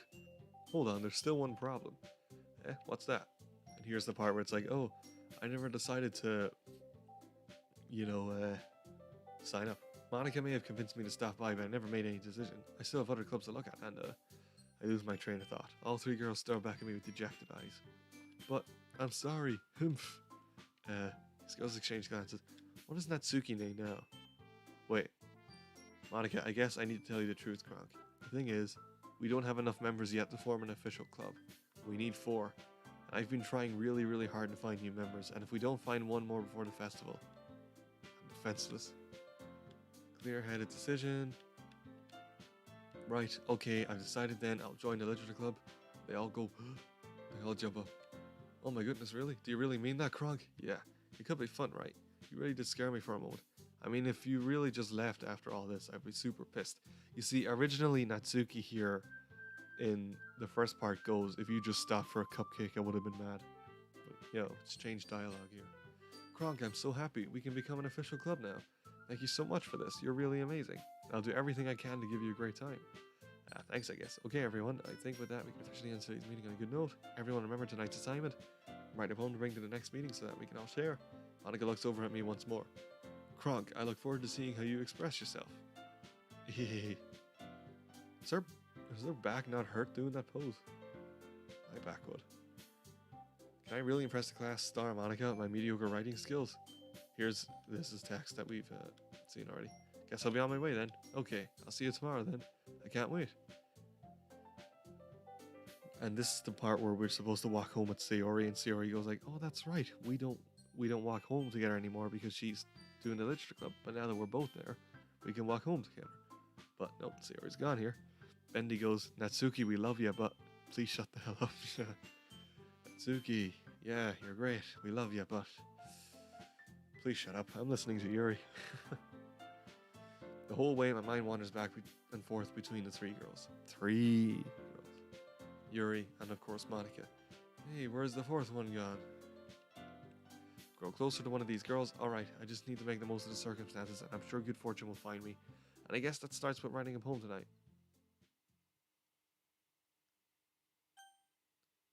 Oh, I forgot about these.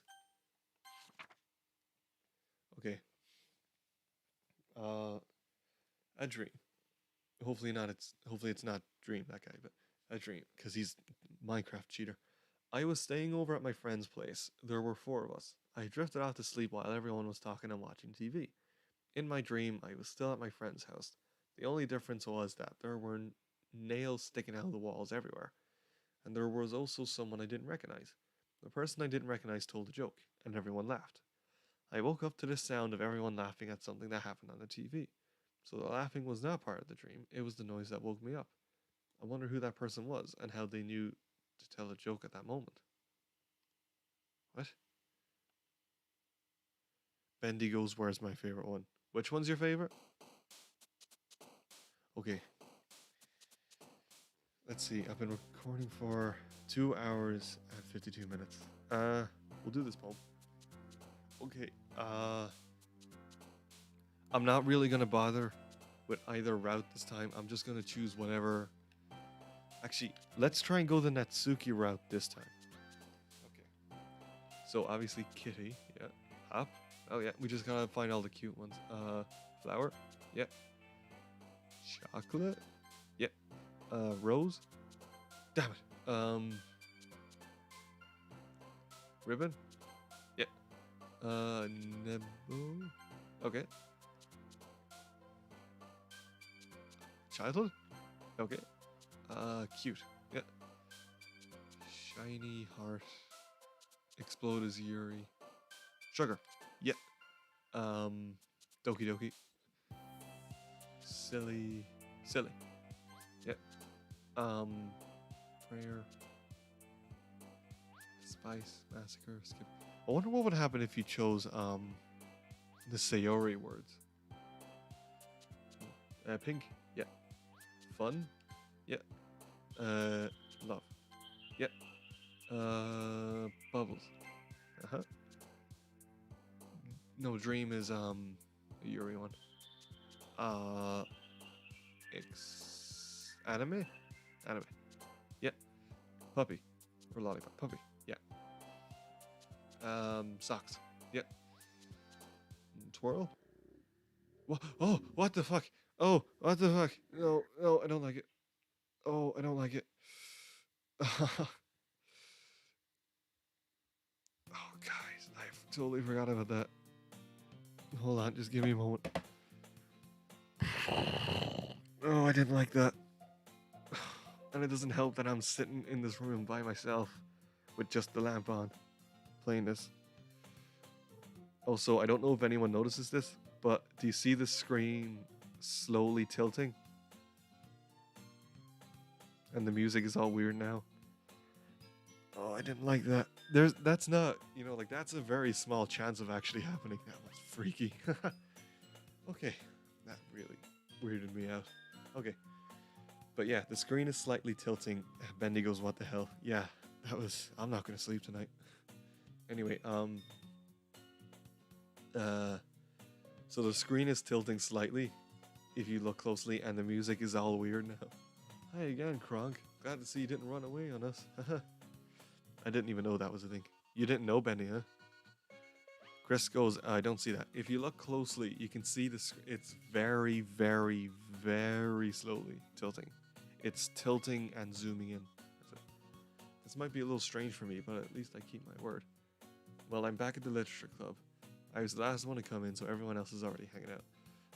Ah, I don't like it. I don't like it. Thanks for keeping your promise, Kronk. I hope this isn't too overwhelming of a commitment for you, making you dive headfirst into literature when you're not accustomed to it. I don't like it. Stop. I really don't like it. Like, I'm expecting these things to come up, but it's just so different playing it as compared to watching someone else playing it. Honestly. Like, I'm expecting these things to happen, but that Sayori drawing, though, I wasn't expecting that. No, because that's not guaranteed chance. Okay, anyway. Oh, come on, like he deserves any slack. You already had to be dragged here by Monica. I don't know if you plan to just come here and hang out or what, but if you don't take us seriously, then you won't see the end of it. Monica, get out of the way! Why are you in front of the text box? Atsuk, certainly. Ect room. Mim. Natsuki finds herself stuck between, say, Monica and Manga. Manga is okay. If you didn't see the zooming in thing now, just look how close we are to Yuri right now. Look how big the characters are. Do you see it now? Swiftly defeated, Natsuki plops back into her seat. I'm sorry, Kronk. We'll make sure to put your comfort first, okay? Yuri shoots Natsuki with a disappointed glance. Anyway. Now that you're in the club and all, perhaps you might have interest in picking up a book to read. Well, I can't really say no either way. Like you said, I'm in this club now, so it only feels right for me to do something like that if you asked. But wait, I didn't mean it like that. You. If you don't really want to, then forget I said anything, I guess. Nah, no, it's not that, Yuri. I want to try and be a part of this club, so even if I don't read often, I'd be happy to pick up a book if you wanted me to. Are you sure? I just felt like... well, as vice president, you're not the original vice president. Chris goes, yeah, I see that. Yeah, you see it now, Chris, yeah. I don't know what happens if you let it go all the way, or does it stop? Oh, it's still going. I can see it just looking at the edge of the screen. It's still going. Bendy goes, gravity is about to get funky. Yeah, is this screen about to turn upside down? As vice president and all, then I should help you get started on something you might like. Yuri reaches into her bag and pulls out a book. I didn't want you to feel left out, so I picked out a book that I thought you might enjoy. It's a short read, so it should keep your attention even if you don't usually read. And we could, discuss it if you wanted. How is this girl accidentally being so cute? She even picked out a book she thinks I'll like despite me not reading much. Yuri, thank you. I'll definitely read this. I enthusiastically take the book. Phew. Well, you can read it at your own pace. I look forward to hearing what you think. I see that. The screen just goes straight back to normal. So if you definitely didn't notice it a moment ago, wait, I'm going to look at the stream and see how much of a jump it is. How close were we? Oh wow, we were really close. Okay. Now that everyone's settled in, I expected Monica to kick off some scheduled activities for the club, but that doesn't seem to be the case. Yuri's face is already buried in a book. I can't help but notice her intense expression.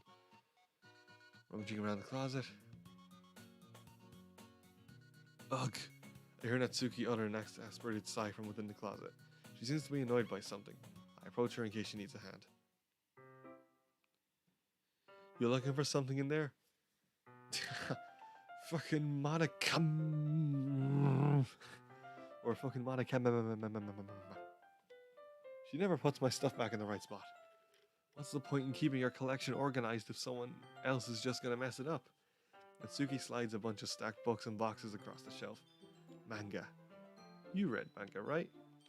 Sometimes. Now this is stuff we haven't seen before because I didn't go I didn't go the Natsuki route originally. I went the Yuri route. So this will be all new stuff. So we won't have to skip through too much, Bendy asks, "Do you know about the stream Easter egg?" I do know about the stream Easter egg. I just don't know if it's if they could have implemented it into the console version. Maybe on PS4, but I don't know if they or Xbox because they have built-in stream features, don't they? So, I don't know. If it's still here, then I'll just tell everyone to brace themselves whenever we come up to that, Chris Scott, I am starting to think this game haunted because the screen is doing weird things because the characters are getting big and all that. Screen tilting, I'm starting to think it is. Yeah. How did you know anyway? I heard you bring it up at some point. Besides, it's kind of written on your face. Yeah, what's that supposed to mean? I see. There's a lone volume of manga amidst a stack of various books on the side of one of the shelves. Curious, I pull it out of the stack. There it is. Natsuki snatches it out of my hand. She then turns to a box of manga and slips the volume right into the middle of the rest. Ah, much better. Seeing a box set with one book missing is probably the most irritating sight in the world. Yeah, I know that feeling. It's like when I have my Blu-ray or DVD collections and there's something missing. I get a closer look at the box set she's admiring. Parfait Girls? It's a series I've never heard in my life. That probably means it's either way out of my demographic or it's simply terrible. If you're gonna judge, you can do it through the glass in that door. Oh, by the way, guys, I'll stop streaming after I get through this day here. You know. Bendy. Oh no, did I leave my manga on my face again? Ah, darn, not again. I meant to clean that off. Sorry. You have the face for it. What does that mean? She points to the classroom door. Hey, I wasn't judging anything. I didn't even say anything. It was the tone of your voice. But I'll tell you one thing, Kronk. Oh, that's creepy. The text was normal for a moment. Listen, guys. Remember this advice. Don't judge a book. My final message. Goodbye.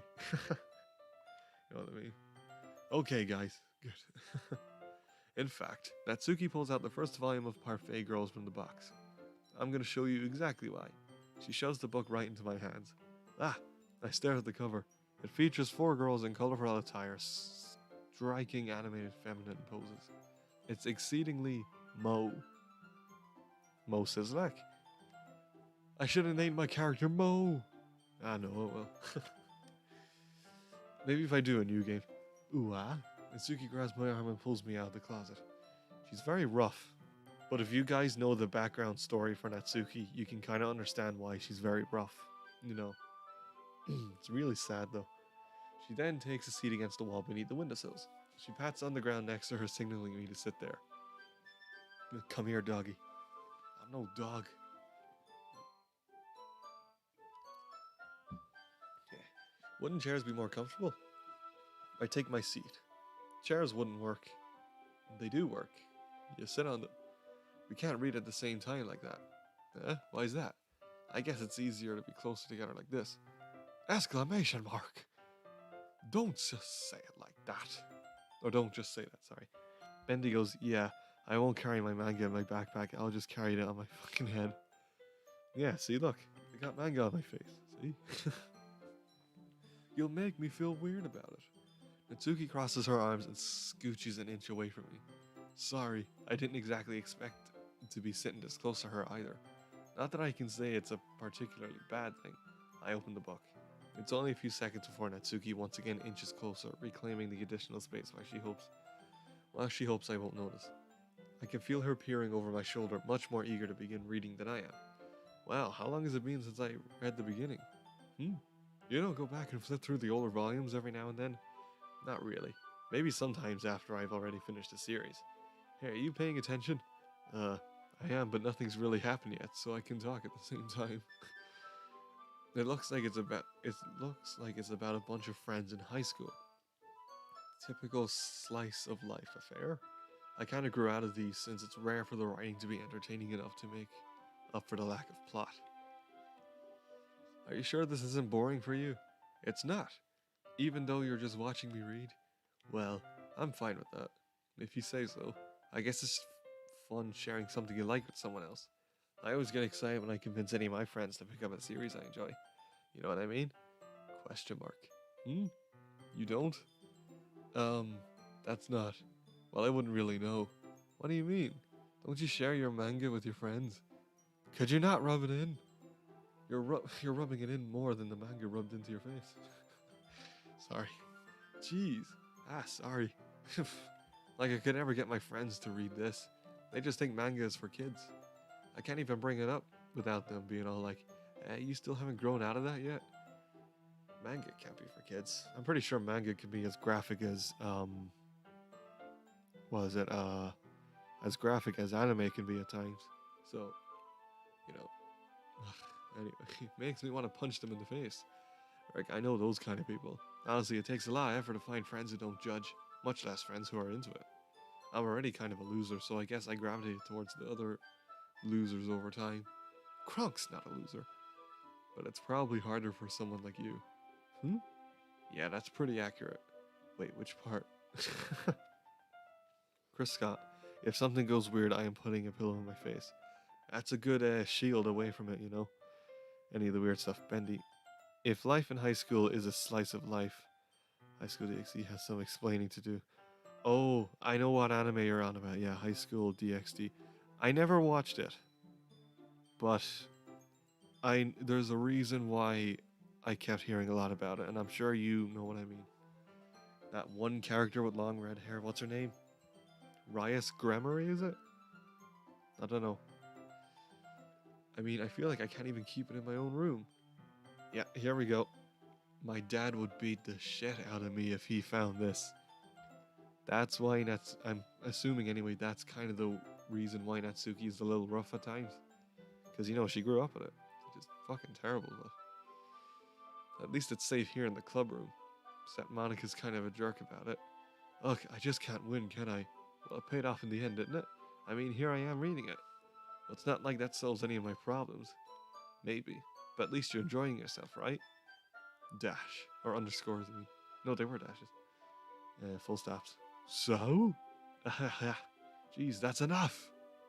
Are you gonna keep reading or what? Yeah. I flipped the page. Okay, see, right. Every time the littlest thing happens on the screen, I just get a little jump. I get a little jump because the screen faded to black, and I felt something. My heart did jump a wee bit because I was like, "Oh my god, what's happening?"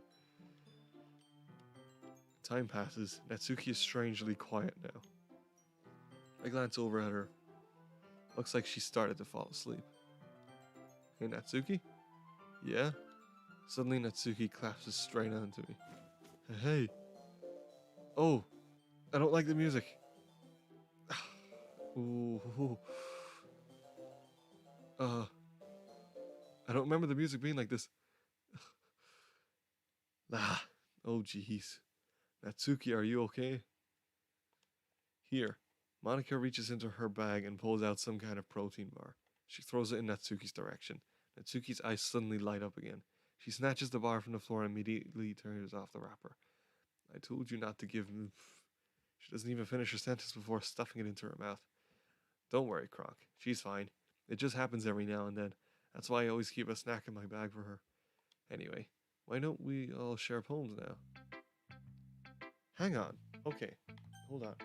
I'm remembering this game kind of different from me watching the others play it.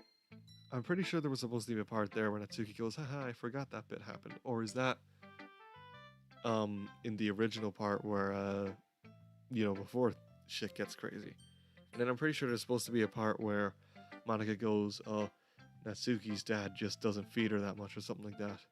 So, I don't know. Maybe that's saved for the side stories, you know. Anyway, let's go through here. First, we'll go to... Bendy goes, get the pillow. Okay, Chris, you're good. And then Chris goes, wow, oh my god, okay, that scared the heck out of me. Yeah, it gets freaky. I forgot. I knew it was coming up, but I didn't realize it was that freaky. Okay. Anyway, let's go to Monica first. I should start with Monica. Yesterday, she seemed eager to read my poem, and I want her to know I'm putting in effort. Hi, Kronk. Having a good time so far? Yeah, but why did Natsuki's eyes go to black Minecraft blocks? Good, glad to hear it. By the way, since you're new and everything, if you ever have any... I'm actually just going to save it, just because I'm talking to... Wait, didn't I save it already at one point? During this? Okay, No, I don't think I did, no. I just feel like there was a save deleted or something. Okay. If you find any suggestions for the club, like new activities or things we can do better, I'm always listening. Don't be afraid to bring things up, okay? Alright, I'll keep that in mind.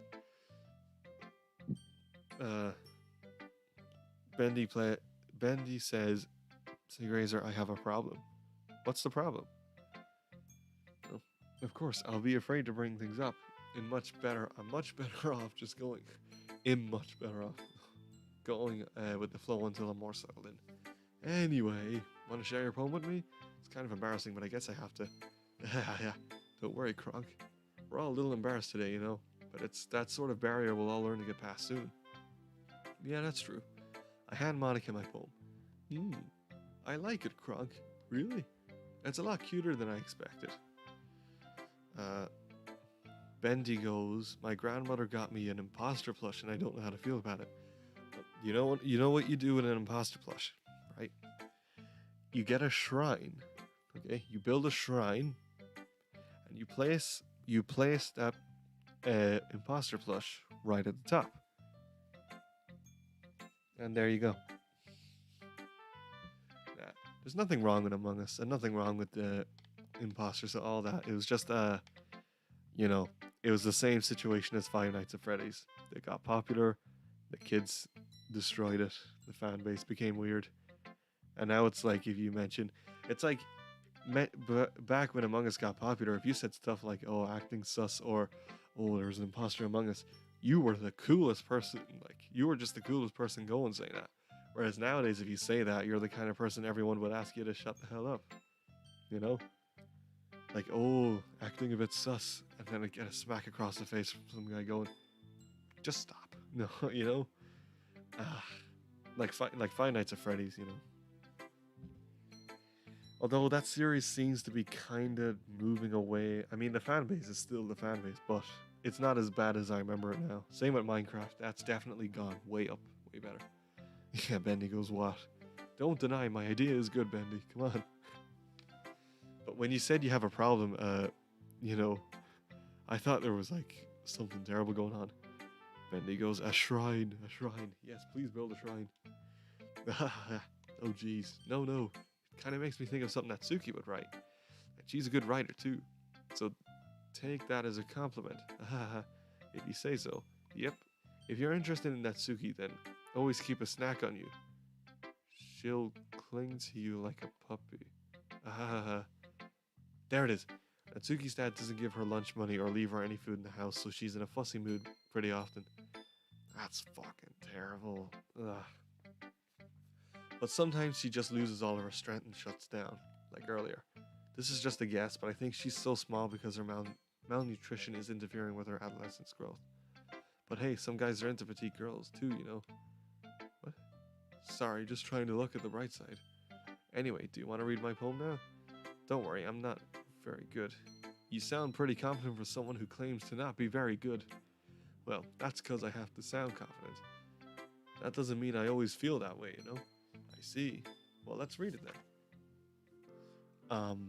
Bendy goes, if she ever gets me a Five Nights at Freddy's plush, I'm jumping out my window. What's wrong with Five Nights at Freddy's? Excuse me, I am a fan of it. No, I get you, man. Don't worry. Actually, I have one. I have one of Lefty. You know that guy, Lefty's in the Pizzeria Simulator? Also because I think Pizzeria Simulator is one of my favorite Five Nights at Freddy's games, you know. And Lefty is just so cool, I think, anyway. Not Five Nights at Freddy's. Oh, wait. FNF. You mean Friday Night Funkin'? Friday Night Funkin'. I think. Is that what you mean? Hole in the wall. This is just the same poem as earlier on the other thing, so I'll just skip it. Bendy goes, yeah, okay, so Friday Night Funkin'. Believe it or not, right, I actually have no clue whatsoever what that is. I know it's one of those games where, you know, you input the commands, like QuickTime events, like that. I know that's what it is. A rhythm game, but I never watched any gameplay. I never played the game. I hear so many people talking about it, and then so many other people not talking about it. I know, it's a weird case for me. It's very freeform, if that's what you call it.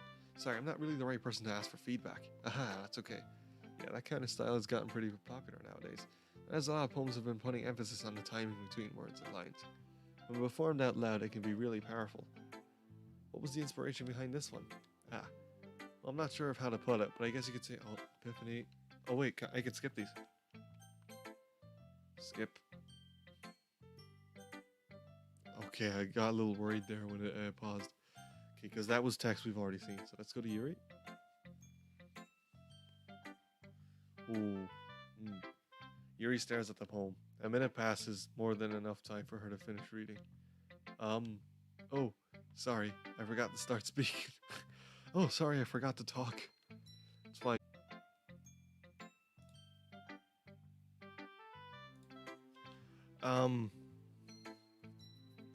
Are we back? Are we back? Okay, I don't know if that pause is gonna happen in the video by itself. Are we back? Is everything running okay? Please tell me everything's running okay, because it says I'm still live. Okay, guys, you aren't gonna believe what happened, okay? Right, so the stream started buffering, okay? Now, when this, when the live stream shuts off and it becomes a normal video, this is what happened, okay? The power went out in the house. The power just shut off. Okay, good. Oh, I'm relieved because, oh, okay. Right, so a few things I want to mention. The power went out, okay? Which meant the internet went out. And because the internet went out, it disconnected my laptop, which meant, that the stream and OBS disconnected from YouTube for a bit. But I was like, oh no, not again, because this happened before with the Chicken Run live stream I did, where the drive where I had all my software just randomly disconnected and just shut off the stream, abruptly. But yeah, I'm so glad I was able to get back to it, because what happened was, when that happened, YouTube just assumed I was done. YouTube just assumed I was done the live stream during the Chicken Run thing when that happened, and just cut off the stream entirely, which I wasn't. I didn't say I was, So I'm just glad they didn't do it this time. Chris Scott goes, "You're kidding. How in the heck did the power go out?" I don't know. It used to never happen at all, and now it seems to be happening at least once a month, Okay, Bendy it there.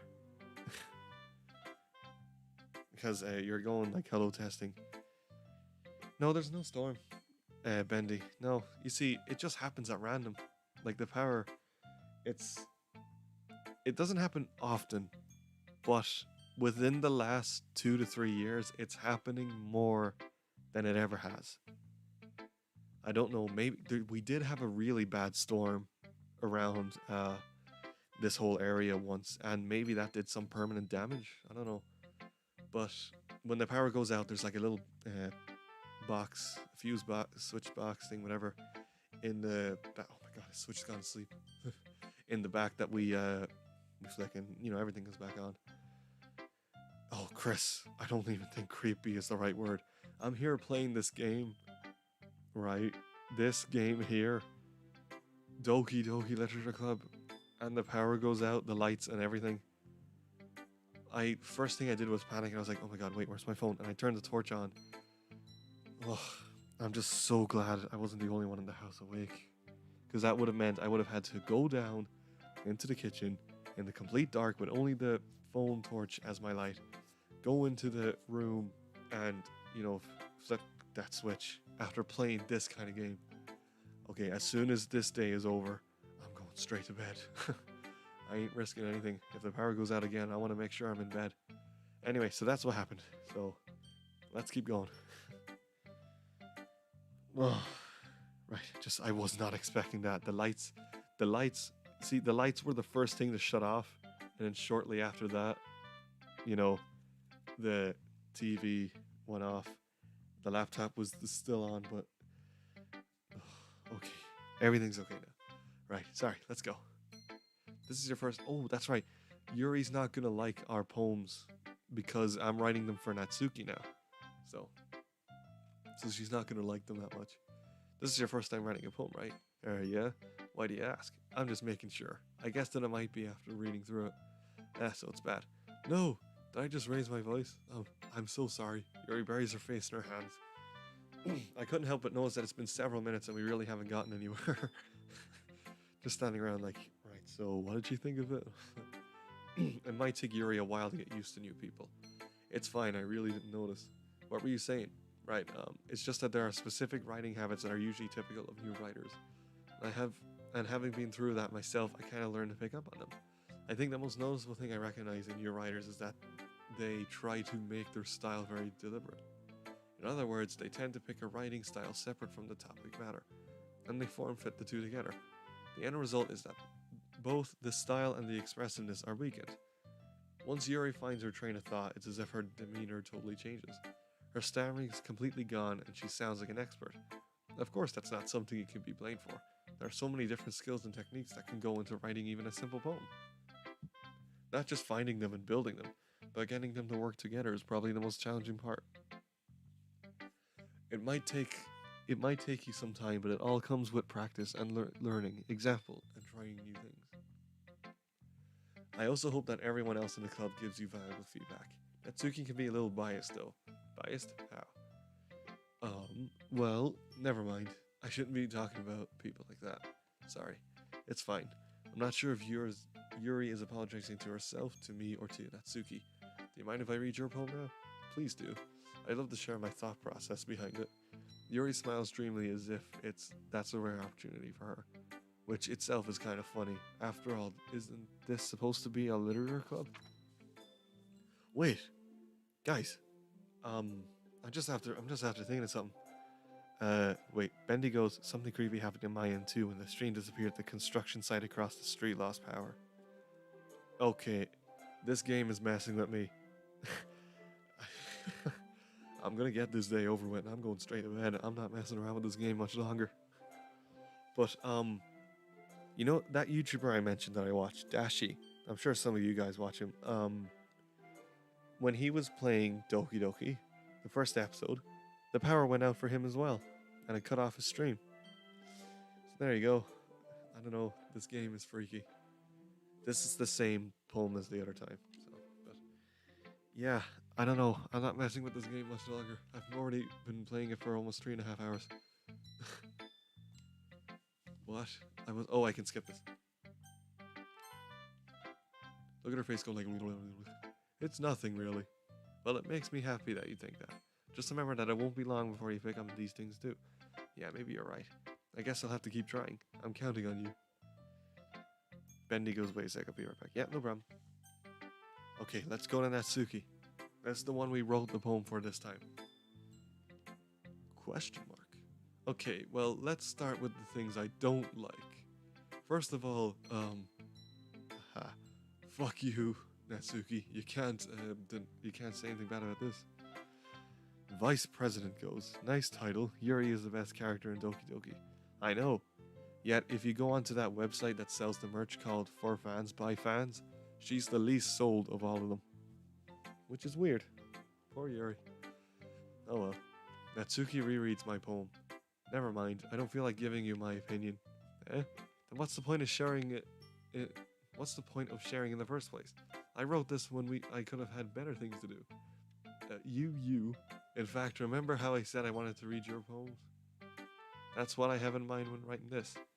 I want to help you feel comfortable enough to share yours. Like Monica said, you. Well, I would be more comfortable sharing my poem if yours was really bad. You're supposed to show me some dumb poem and make me go, ha, well, it's not that great, but let me show you what real literature looks like. And you went and ruined it. I hope you're happy. I am pretty happy. So in other words, you're saying you liked it. Irk. She's gonna vomit. Natsuki's retort gets caught in her throat. I'm not saying all those U's. Ew, you're so... You don't understand anything, do you? I already told you that. You don't have to go announcing it to the world like you're all self-important. Pretty sure you never actually said that. I say that mostly to myself. Natsuki must really hate me or something. I can't figure out if it's a win or a loss that she liked my poem. In any case, you still need to show me yours, right? Fine, I guess. Only because Monica will make me if I don't. Eagles can fly, monkeys can... Oh, that's the same one, yeah, I forgot. Yeah, I told you that you weren't gonna like it. I like it. What? Just be honest. I am. Why are you so convinced that I wouldn't like it? Well, because everyone in high school thinks that writing has to be all sophisticated and stuff, so people don't even take my writing seriously. But isn't the point of poems for people to express themselves? Oh wait, we saw this one. Skip. Okay, I have to stop pressing that skip option because every time I skip, the music stops and it freezes for a moment. And I keep thinking something's gonna pop up or something. The music's acting weird again, guys. Oh, guys, I don't like this because the power went out and all the lights, it was dark for a bit. Now, after I stop, after I hit end stream, I don't think the power going out will affect the video itself once it becomes a video. But, guys, I don't like this. I guess that's everyone. I glance around, like, okay, I'm going to be very, very honest. When that power went out, I felt a few seconds of pure, briefly, a few seconds of pure danger. I felt like I was in pure, real danger for a moment. I felt like that was it for me for a moment. You know what I mean? I legitimately thought that for like 2 seconds, oh my god, I'm about to die. But so, no, just because me playing this game and then the power went out. Freaky. Bendy goes, okay, I'm back. I asked the construction worker what happened. They said they don't know. They just lost power as I was walking away. They were ringing out a generator. Okay, well, hopefully they'll have power now. It's as if everyone is judging me for my mediocre writing abilities. Even if they're just being nice, there's no way my poems can stand up to theirs. This is a literature club after all. I sigh. I guess that's what I ended up getting myself into. Across the room, Monica is writing something in her notebook. My eyes land on Yuri and Natsuki. They gingerly exchange sheets of paper sharing their respective poems. Oh, I remember this part now. As they read in tandem, I watch each of their expressions change. Natsuki's eyebrows furrow in frustration. Meanwhile, Yuri smiles sadly. What's with this language? Yeah. Oh, this is the part we've already seen. You know, with the, them not liking each other's poem. So cute. I know that. I just meant language, I guess. You mean you have to bad thanks? Well, couple suggestions. Suggestions did liked Kronk based of me offered change yet. NN Kronk impressed stands. Chris goes, that explains why the power went out. Well, I live wait. They just lost power. Do you mean why the power went out at the construction site? That's not what I... Yuri stands up as well. Maybe you're just jealous that Kronk appreciates my advice more than he appreciates yours. Huh? And how do you think he didn't appreciate my advice more? Are you that full of yourself? No. If I was full of myself, I would deliberately go out of my way to make everything I do overly cutesy. You. Well, you know what? I wasn't the one whose boobs magically grew a size bigger as soon as Kronk started showing up. Natsuki. I'm Natsuki, that is a little. This doesn't involve you. Taking out your own insecurities on others like that. You really act as... Guys, I don't like it. Guys, I don't like it. I really don't. I'm just gonna skip forward. I don't like it. I want to get through it. Guys, I'm getting a proper fight or flight response right now. I don't like it. Yuri, Natsuki, Yuri, Natsuki.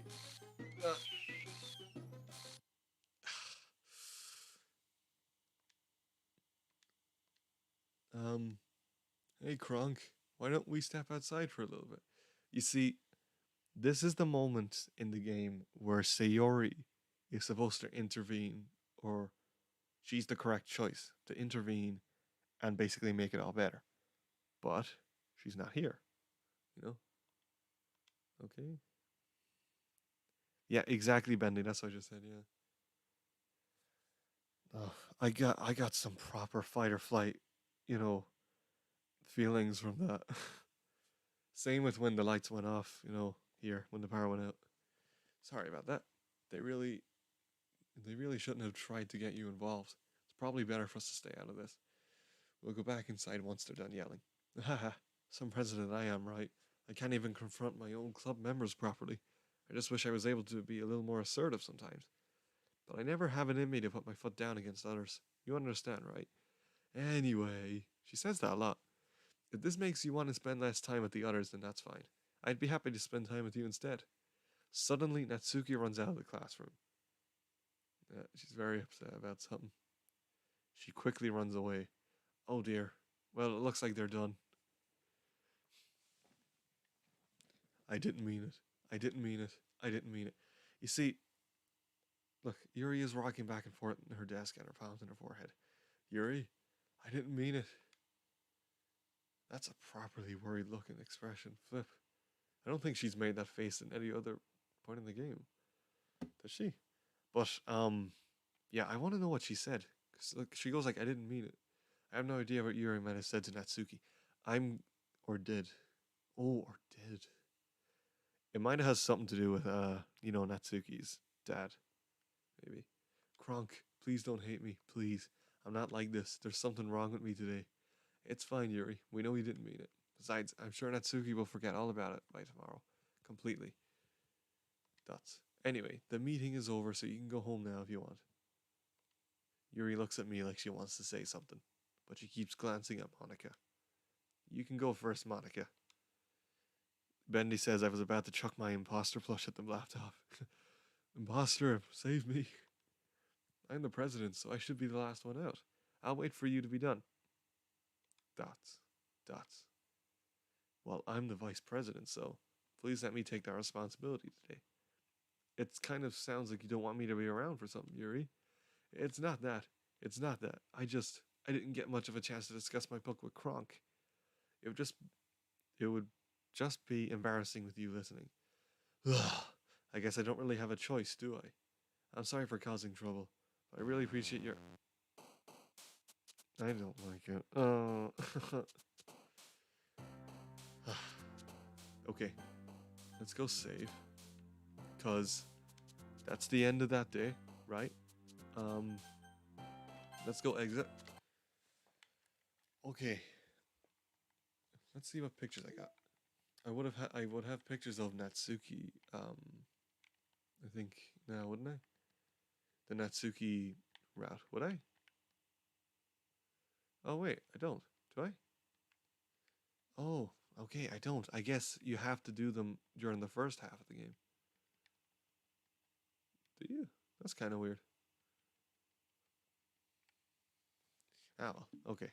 Music. This is Sayo-nara. I could put these in a playlist.